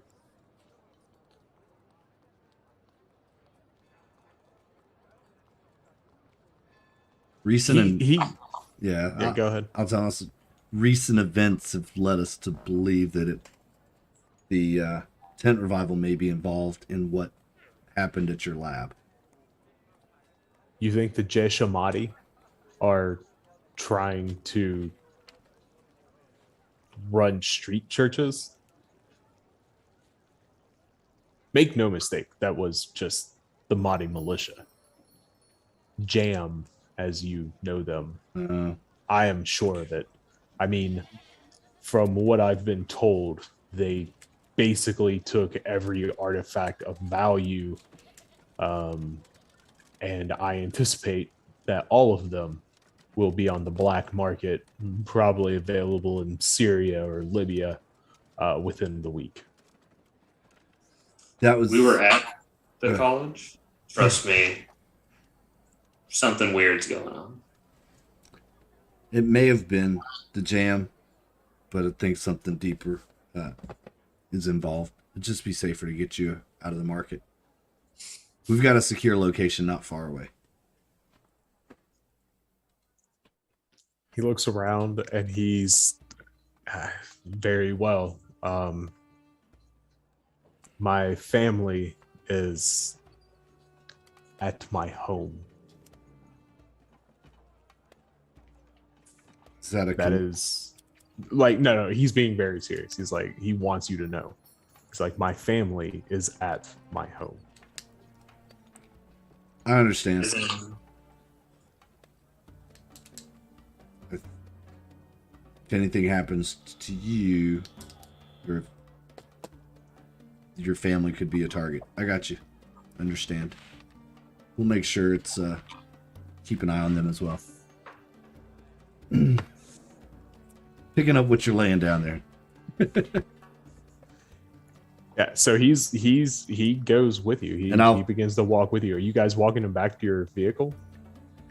I think we'll look at Heath and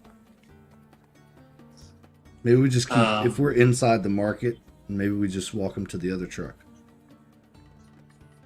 All right. We can call D on comms. You know, I'm sure we have some code set up for this once we've made You'll probably have a contact. cell phone. Yeah, you'll just have cell phones. Or cell phones, yeah. Just call them on the phone. Like, hey man, yep, we're on the way back to the location that you secured. You guys want to meet us there? We can all get together. Oh, real quick. He will basically. You called D will D. just say D, that. did you answer? Oh yeah. Sorry. Sorry. Are the events just beginning? Right. Yeah. They would be calling you right as everything starts in the tent. Yeah, then I'm not taking it. I'm just gonna hang up on them because if I receive a phone call and I'm talking in there, it's gonna look rude, and that's just not good for operations. So yeah, you just let it. Just let it. I'll let it go, and I'll just say I'll send something cryptic and stupid like the birds in the coop or something. Like he's not even gonna think about it. Like he's just gonna say something nonsensical on purpose. That's like the birds in the coop, and then he's just gonna text it back. I'm like, just shrug. Oh, it's all good. It doesn't matter because it's all in Arabic. Butch can't read it. Yeah, I can't read it anyway. And his phone doesn't. It doesn't have English. It's not gonna have So a it is a translation local- either. Yeah, no, it's an LN. Perfect. It's a local national phone. I think he's busy. We'll try again later. Please try again later. Yeah. You call. It just rings and rings and rings and rings and rings and rings and rings. As it's ringing, I'm just gonna have the conversation as if he answered, as to not tip off that it's not been answered to our package. Okay. And just keep walking. I'll hang up, put the phone in my pocket, and we'll just keep walking like normal. As you are walking, Pyar Like once you kind of get away from the major throng where the food and drinks, and it's a good time. Like honestly, if you weren't doing something, you would, part of you is like, man, I really just kind of want to hang out. Like it seems like a good time. You got like, it's like a street festival, and they do this like 2 or 3 times a week. And, you've driven through here before and seen it happening. It's good. But it's different to be out in it. Oh yeah. Yeah. I mean, it's intense. Like it is definitely overwhelming. Like if you're not ready for it, the sights, smells, sounds, everything, just everything is maxed. It is so much. So yeah, like you're walking, and as you get away from the main throng, Pyar says, Captain O'Brien informed me that we needed to leave sooner. I will admit that I thought it would be tomorrow, but if we're doing this, my family must be behind me no more than 2 days. I think we can make that happen. We'll inform the captain.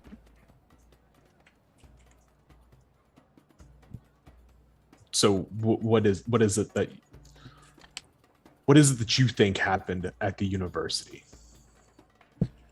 I think our colleagues should probably, or what do we even call them?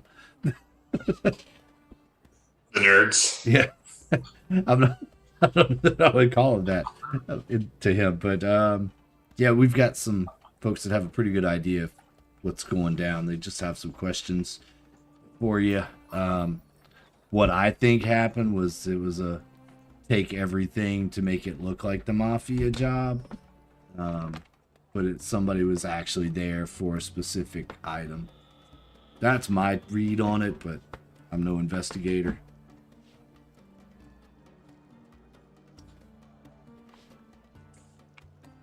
It's true. There was some interesting things we found. I believe we found, but you saw the cell phone photos that looked like they belonged to civilians, not militia types. Yeah, they were,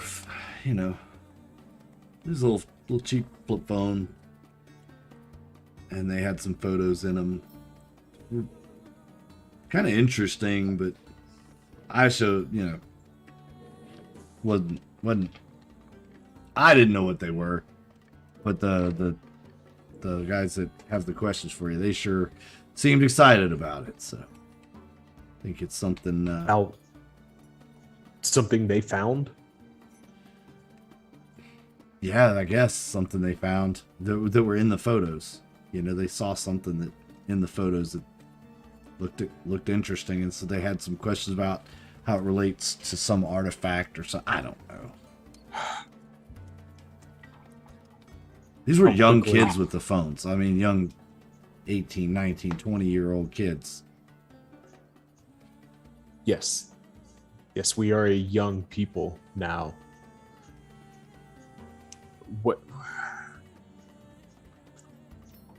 How quickly can we leave? It is not safe. This is the safest.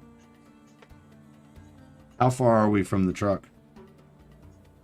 As we're walking through. I mean, as you guys are walking and talking and, he's being careful, like, you notice that, like, when he gets within earshot of, he'll change the subject. He keeps speaking in English, but he'll change the subject. Okay. And then just going back and forth with getting this whole conversation, he is ready to go. Like, he's like, we can go tonight if you guys will promise that my family is 2 days behind me and that you are taking me to somewhere else. We can do that. We can do that. Yeah, he is highly motivated to get the hell up out of this place. All you have to do is follow us and then talk to our friends, and we can do that in a safe location. Yeah, and yes. Then you're out of here. We got absolutely. We got you. So as soon as we round the corner close to the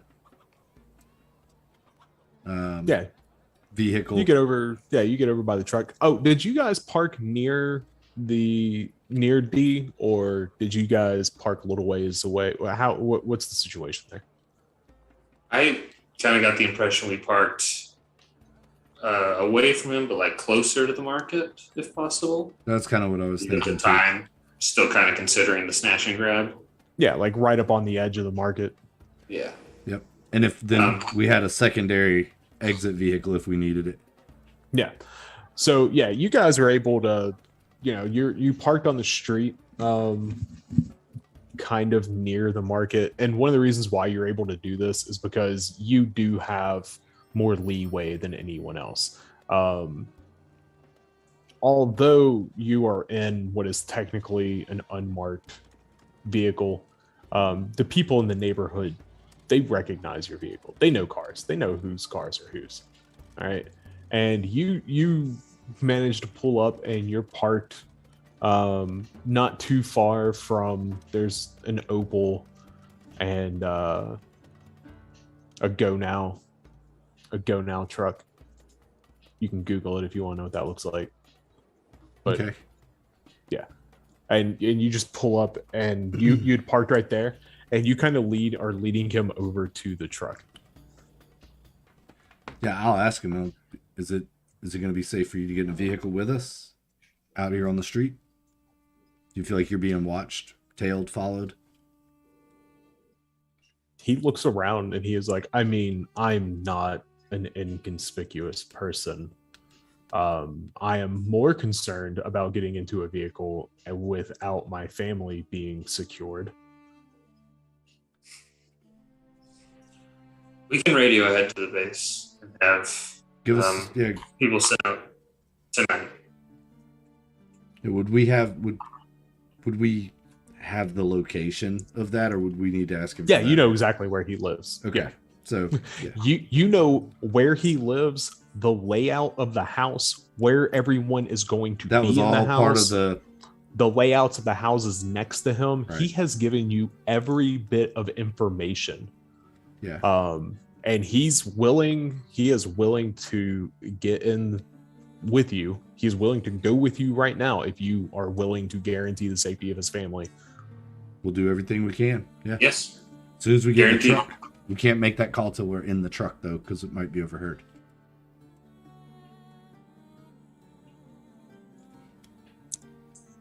Okay, so all right, so yeah, you lead him over and the three of you climb inside the truck.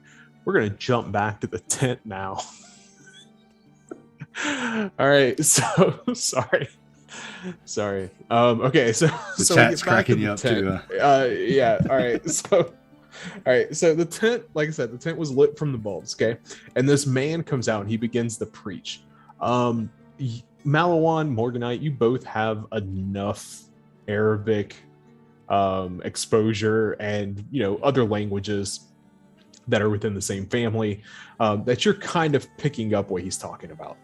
He's talking about, he begins speaking of the blessings of Allah, which have caused this young girl to walk, and he reaches his hand out and you see the girl walk from her father, and you at this point you recognize him as the man from the brick factory. She begins to walk like from him and from her father and takes this guy's hand and kind of comes up on the little, it's like a 18-inch 2 foot stage. It's like one step, like you just take a big step up, and she stands there and he continues speaking that Allah's messenger came long ago and walked these very lands and cared for all of Allah's children. He has blessed this land and these people, and he asks everyone to pray with him, and he begins to pray.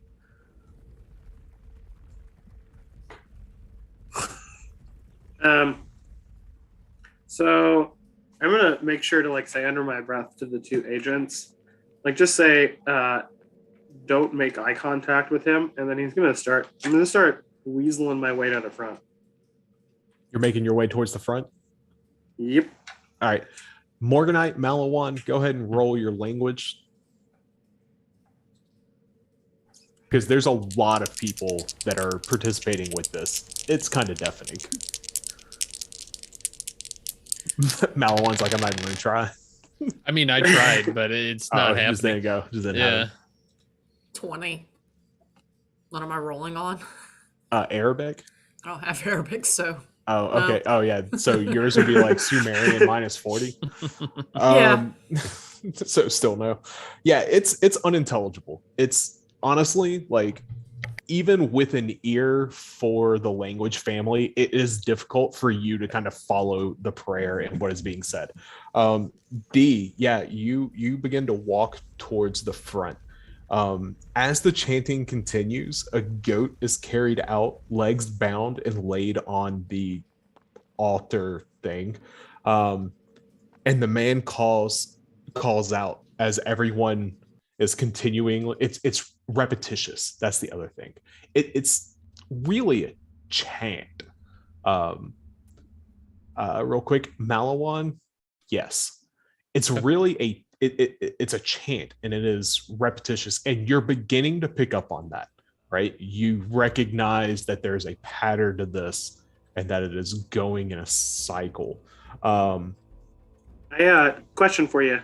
Yeah. Can I use my government-issued should work orange earplugs and stuff them in my ear covertly while I'm kind of shuffling up above? I mean, yeah, if you wanted Yeah. to.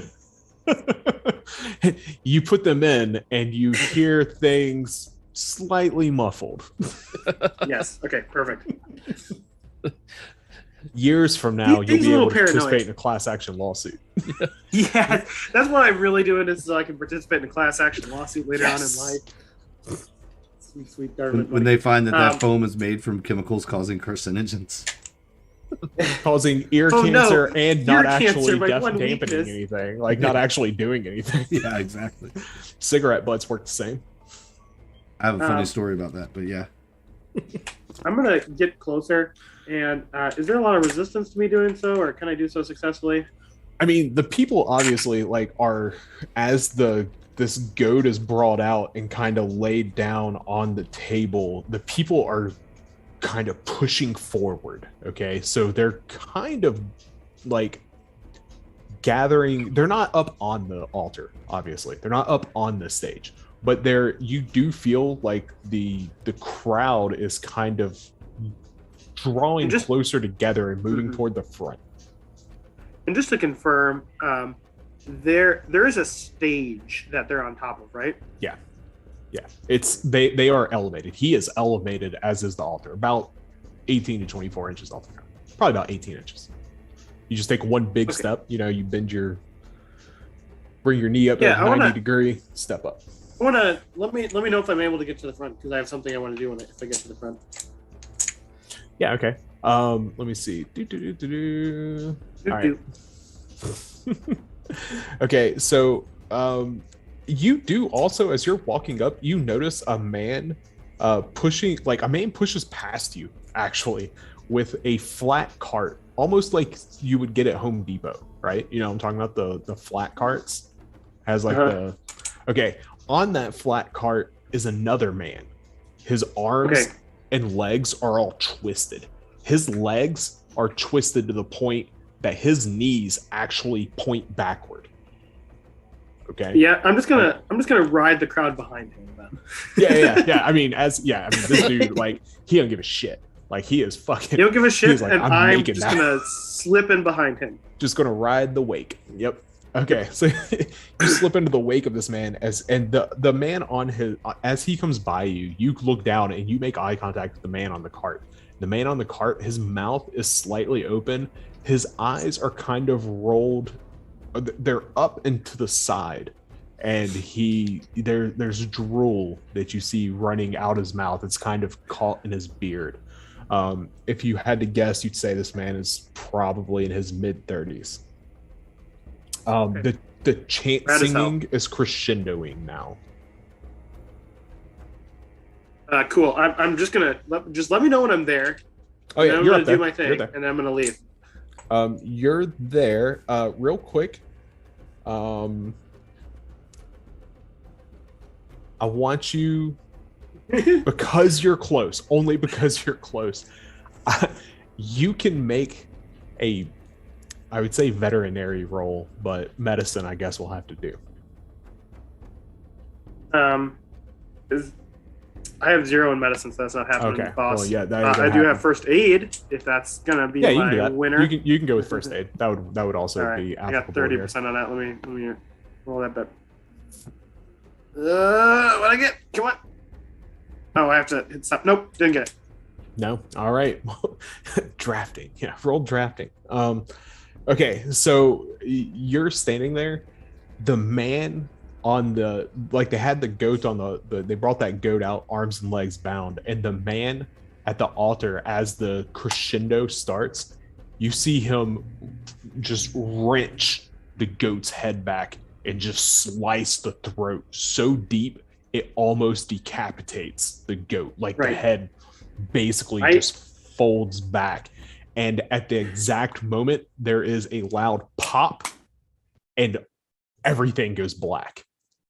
Yeah, I can't emphasize this enough. I am not paying attention to him. Yeah, am I fine. able to get to the front before all this happens?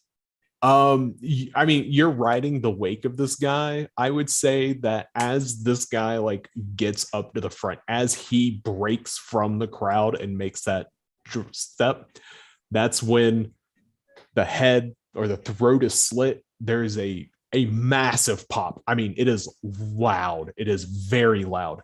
There's been a humming going on as well. There's always an ever-present humming in the neighborhood. The humming stops. The lights die, as well as all the other lights on the street. Sure. So you're basically in the cover of darkness. When it goes in the darkness, I'm just gonna take my bag off from my side, toss it in the general direction of the stage, and just start booking it away from the front. Okay. Yeah. I mean, it's black. Malawan, Morganite. You guys here, like this crowd is crescendoing. You're both uncomfortable. You're both like, I have gone too close to the sun. You are very discomforted, and you hear, like I said, that ever-present humming, and all of a sudden a very loud pop. Okay, and then everything stops. The lights go down, like the lights just die, and Morganite,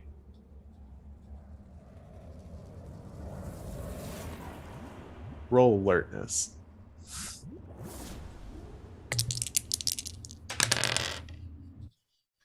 Oh, 7.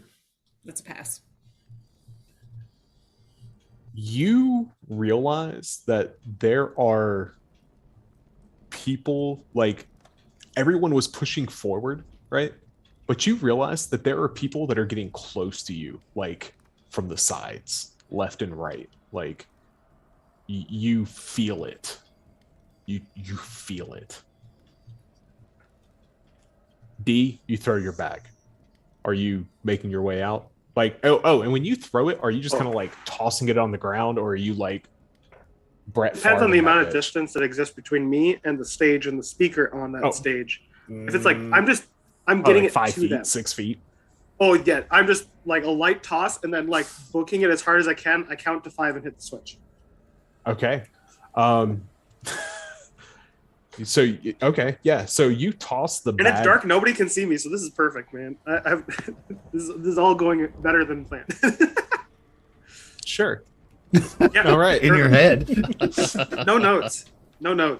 Yeah, I mean, okay. So D, you, like I said, you underhand, just kind of like, soft paw that bag up there. You hit the you turn around and begin to run. Morganite and Malawan, do you run to them? Like, No, fuck them. I'm leaving. I'm just getting the fuck out of the way. Okay. All right, so Morganite and Malawan. Wherever they are. That's on them. All right, so Morganite, Malawan. Not my job to protect them. I'm gonna lean over to Malawan and say, I think it's time for us to leave. There are people getting uncomfortably close, and I'm like wrapping my arm around him to make it look like it's, like a lover's whisper. And I'll even kiss him on the cheek and say, we need to back out of here as quick as we can. Okay. And the gun that he's kind of had, stashed away is getting a hand on it. Before we see D. Well, we don't see, but yeah. Yeah, we don't know what he's doing. We just know he ran off. I just want to know when the bang's happening. All right, yeah. So, okay, so Morganite felt that as D was moving forward. Morganite leans over, tells Malawan. D does his toss. D goes running out and hits Morganite and Malawan. Roll Constitution ×5. Yeah, I saw that coming. Is that, you were standing near the back, affected by? I know where you were. Is that affected by concussion as well? No. Okay.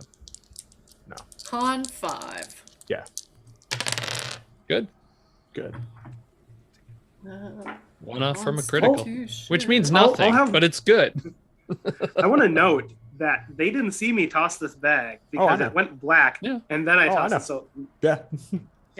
Making sure the players know that they don't know. Sure. No. Sure. Didn't know. Yeah. We don't know. It's just you rushed up to the stage through the crowd, and then you're coming back without your backpack. But there's no way we would put that together. There's no way.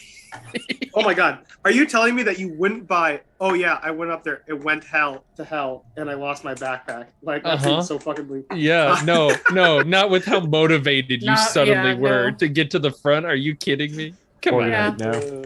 No. All right. So, there is a blast that rips through this crowd. The light, but from the lights dying, and then the sudden flash. Morganite, you're visually disoriented. Okay, you were holding on to Malawan, but you are going to be unable to see for the next few minutes, like because the flash is so bright, which kind of works in your favor because you are only able to hear the people screaming, whereas Malawan can also see them. Sand rolls, both of you. Failure. Yeah. Yeah. Yeah, that's fine. Go ahead. D4. Oh, okay. Did you want us to roll sand first, or is it just an auto sand loss? 1 point of sanity loss. Doesn't really matter. I don't like it. Yeah, that's 1 sand loss. I know what I signed up for. Well, that's good because you see, I mean, like I said, this was mainly attracting younger people. It's children, teenagers, young 20-somethings, as what is essentially is a fireball just rips up from the stage. Morganite, you just hear all the screaming. So that's all. But Malawan, you witness like people lose limbs. Like just the people that were closest to the front that had their hands up. You're watching and you saw the lights drop. Their hands were up. There's a bright flash and you see just stumps in the air. Just, below the elbow, above the wrist, arm is gone. You feel warm wetness and fire, right? Like you smell burnt hair and you're singed from this explosion. Also, splinters from the stage going in every direction.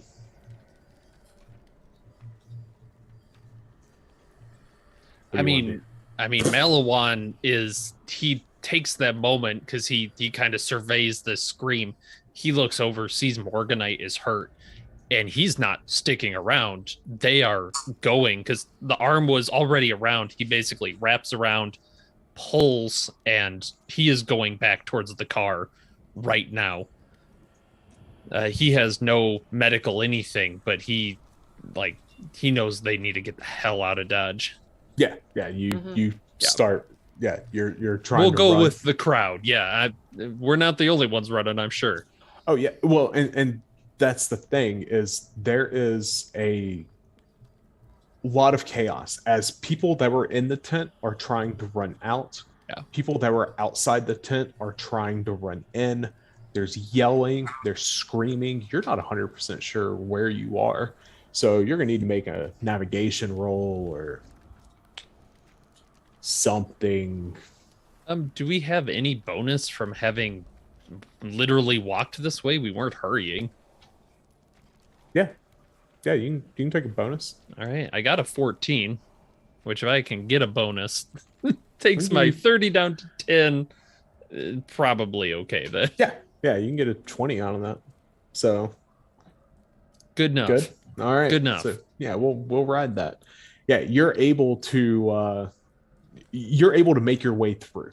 You find the alley, you get down the alley, you take the turn, and the whole time though is you see people coming toward you and other people are pushing you, and it is just madness. D, when you took off, where were you going? You're muted before you start. Oh, I'm going back to the car, man. Okay. I feel that they have enough fucking sense to get back there, so I'm going back there. Okay. Yeah.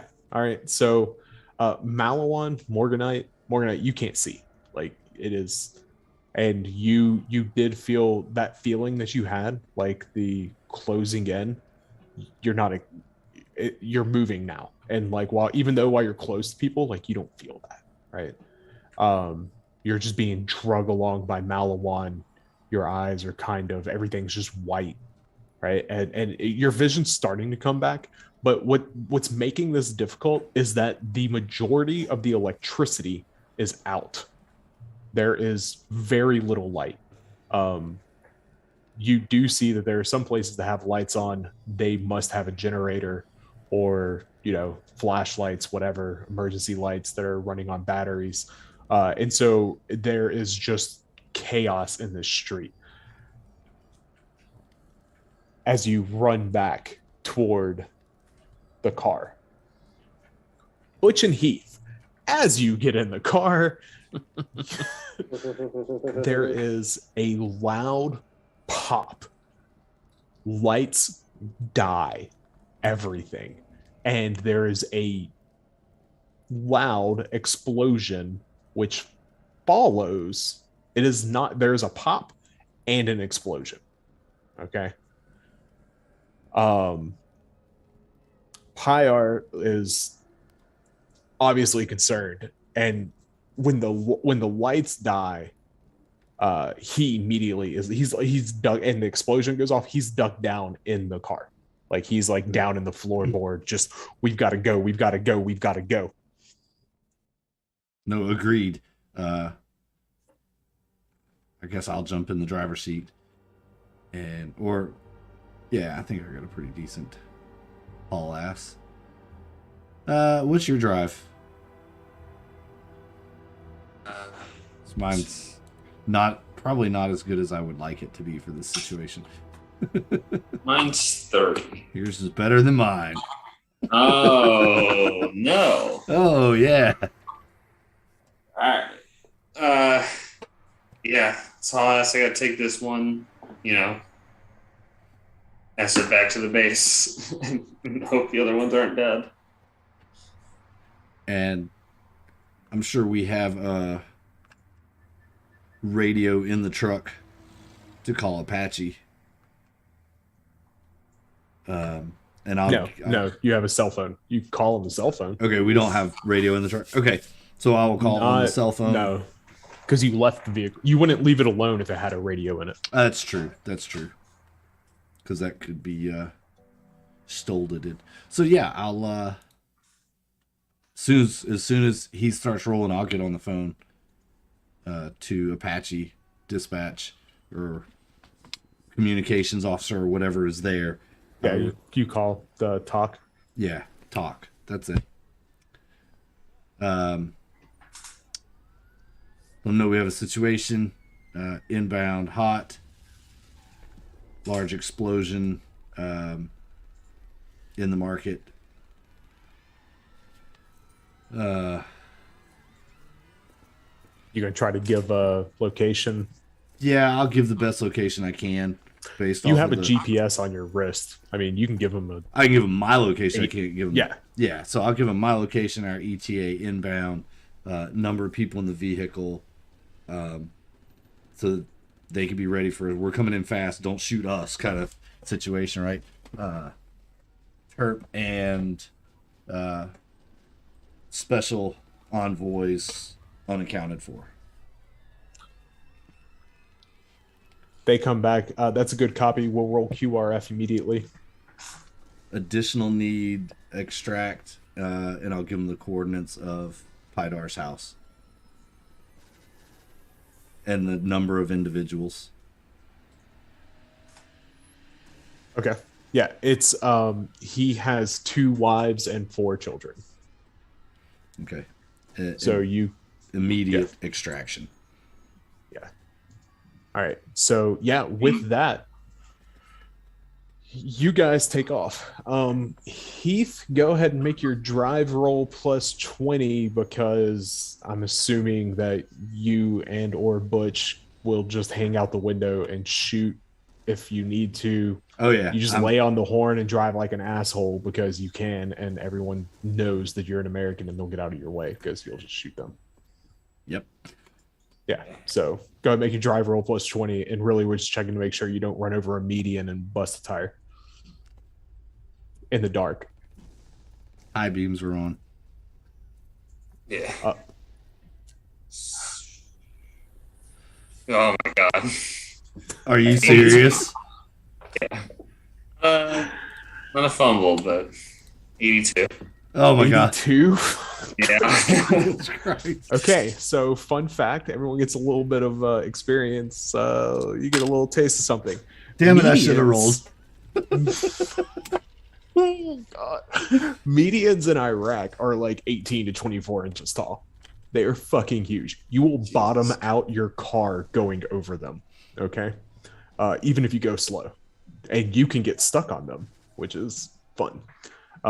But you are hauling out of the market, and as you're getting close to Apache, you see the QRF, the quick response force, come hauling balls out the gate, and you overcorrect and you hit the median. And when you hit the median, you basically folds a tire. It just folds the whole wheel under the rear wheel where it hit underneath the truck, and your truck just comes to a grinding halt, like right there in the middle of the street. 1 damage to each of you as you're shaken. You hit the windows and everything else. How far are we from the gates of... You're probably 200 yards.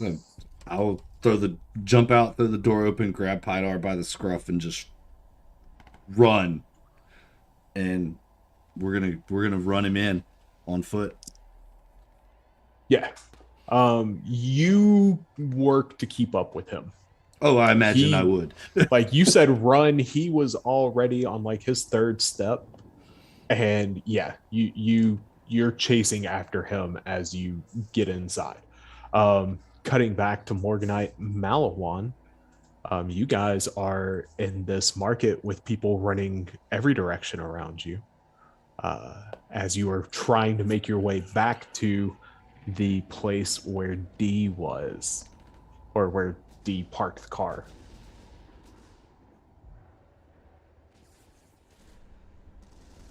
That's all you're just solely focused on getting back there. Yeah, go ahead. What did you see? I didn't see anything. We haven't met up with D, right? No, We're both heading there, but we have not yet.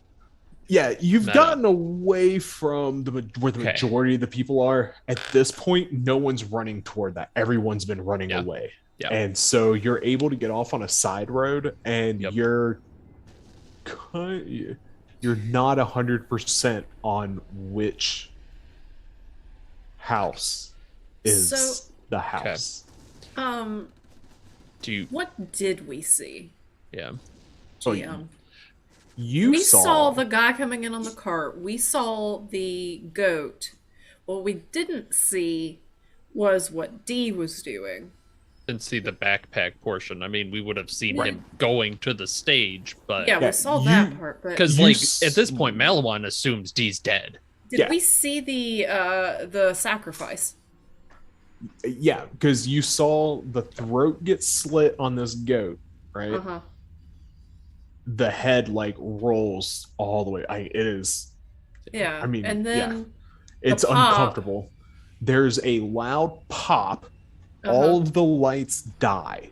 The In the whole humming city? stops. Yeah. Well, not in the Okay. whole city, just in this area. Right. Okay. Okay. You didn't realize before that there was just this omnipresent hum, and the hum ceases. And Mhm. then a bright light as that you were basically staring directly at, like you had no Right. idea. That basically blinded you, and Malawan. I mean, you're so lucky that you specifically said that you were hugging him, like right when that happened, because you would not have been able to find one another. And Malawan gets you out. Like after that, y'all are just running Okay.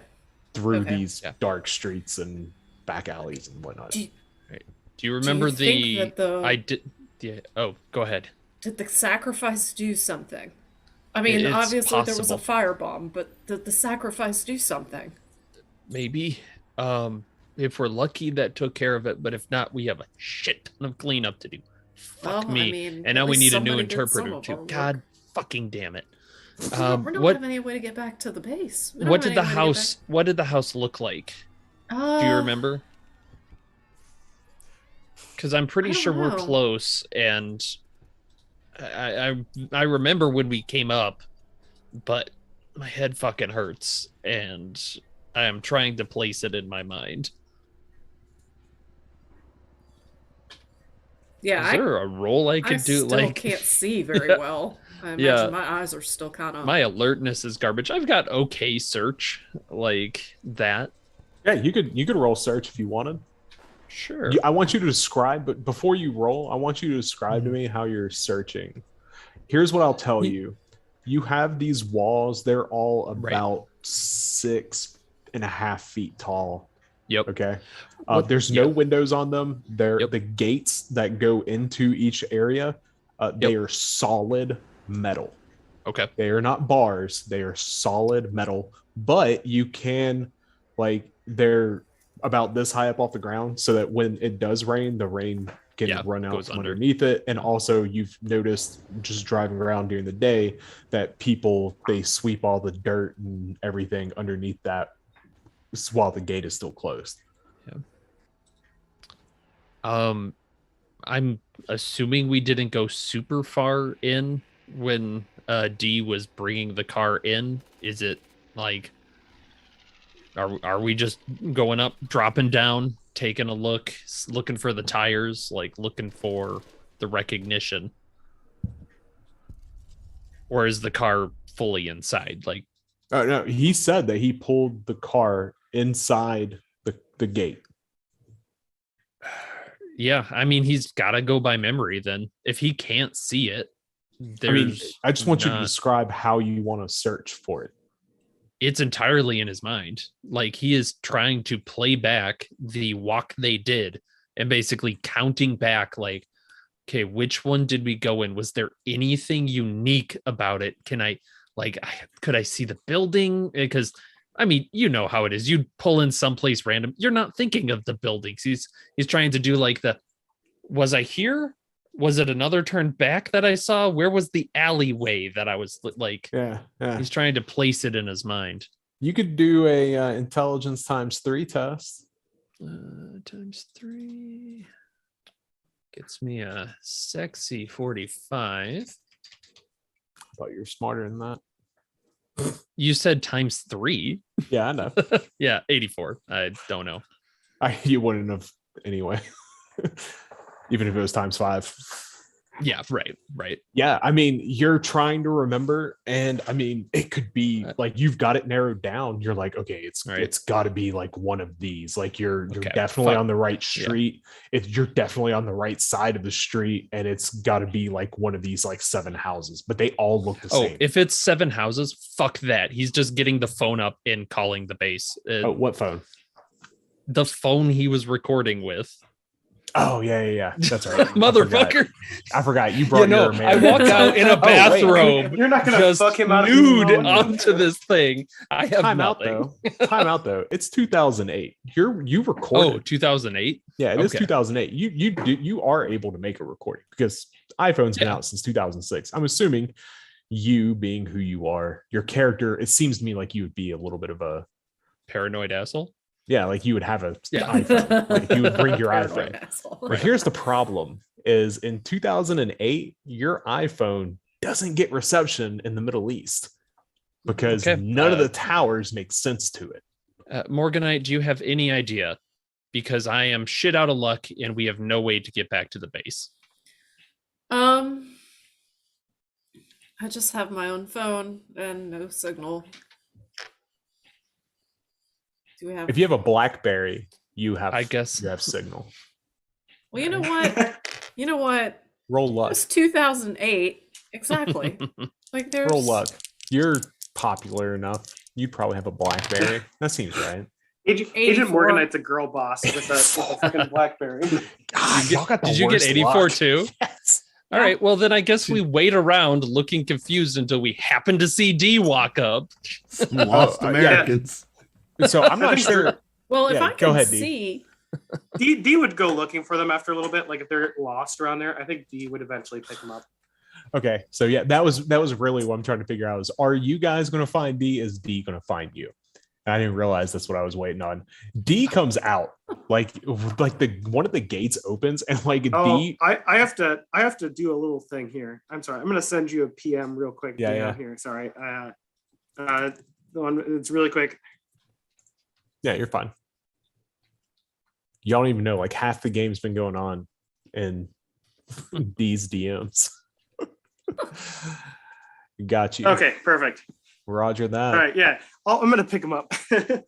Yeah, so you guys are like looking frantically. Like Malawan is like crouched down trying to check for tires, and he's like, "Oh my god, there are tires in all of these." Well, again, if we pulled in that far, he's not doing stuff he knows won't work. He just has nothing that will work.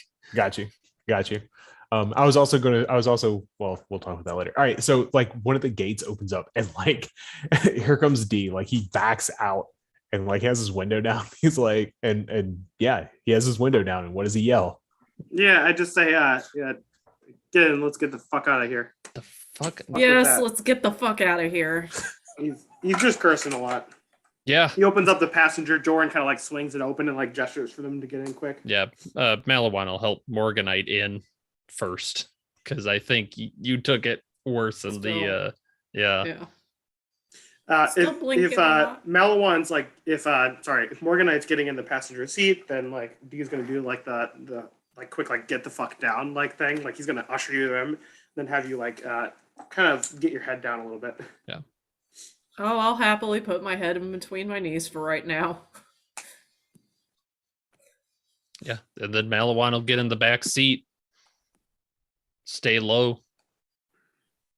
All right. Perfect. Then I'm just gonna peel the fuck out of there. Okay. I feel like there's what was that Malawan? So D. What happened? Yeah, I'm smoking a cigarette, by the way, while this is happening. Okay, cool. What happened back there? I ran up there because I was gonna shoot the preacher, and then shit went south. Clearly, it went south. Did you at least get to shoot the preacher? Shit went dark before I got too close. And the gore that's all over your back. You want to talk about that? He's got gore on his back. Well, I assume because he was 5 seconds away from a bomb blast. There's probably little running bits. away, and then there's explosion, and I just have nothing on my backside. It's like I'm wearing assless Yeah. chaps on the whole back. You pull off your poncho. Look, motherfuckers. Yeah. Oh wow. Dee's gonna be pretty upfront, and he's just gonna say, well, I don't have to explain myself, just as you guys don't have to explain yourself, and he's just gonna shrug. Hey, guess what? Good fucking job, dipshit. And I do mean good. But Yeah. do you actually know that you took out the leader? Do you know where the fucking artifact is? Yeah. He's not gonna say shit as he's driving down the road. Like he's gonna like Dee's very comfortable with uncomfortableness, and so he's just gonna like let it kind of hang in the air, and he's gonna eventually just kind of shrug and say, well, look here, I think we can both put things on the table, right? Would love Should we be to. real with each other? Yeah, we can be a little real with each other. He's gonna continue. He's gonna keep doing that thing where you're like looking in the rearview mirror and you're just like looking back.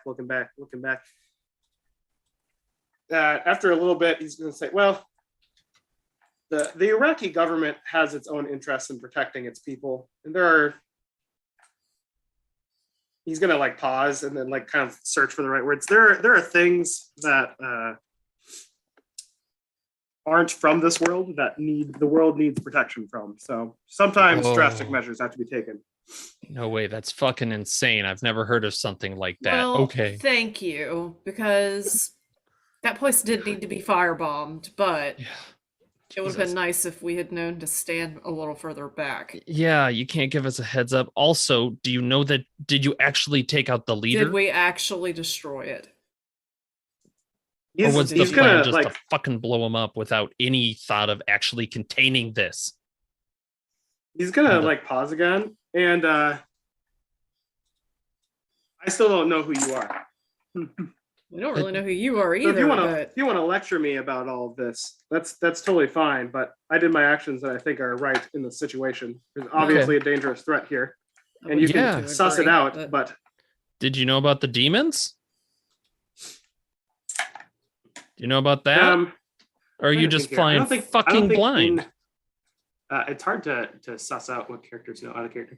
I think Dee is under the impression that there's just something very bad, and we talked to the kids. I'm sorry, I'm talking through this all out. I know it's out of character, but we talked to the kids, and we know that there is like a strong, almost magnetic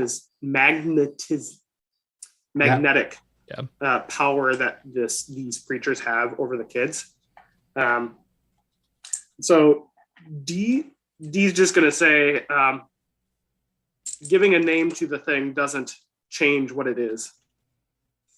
Cool. I don't need to know that it is a demon or something else to know that it is fucking up the kids here. Okay. And you actually took care of it, or you just destroyed the only lead we have? Leads and monsters often look to be the same thing.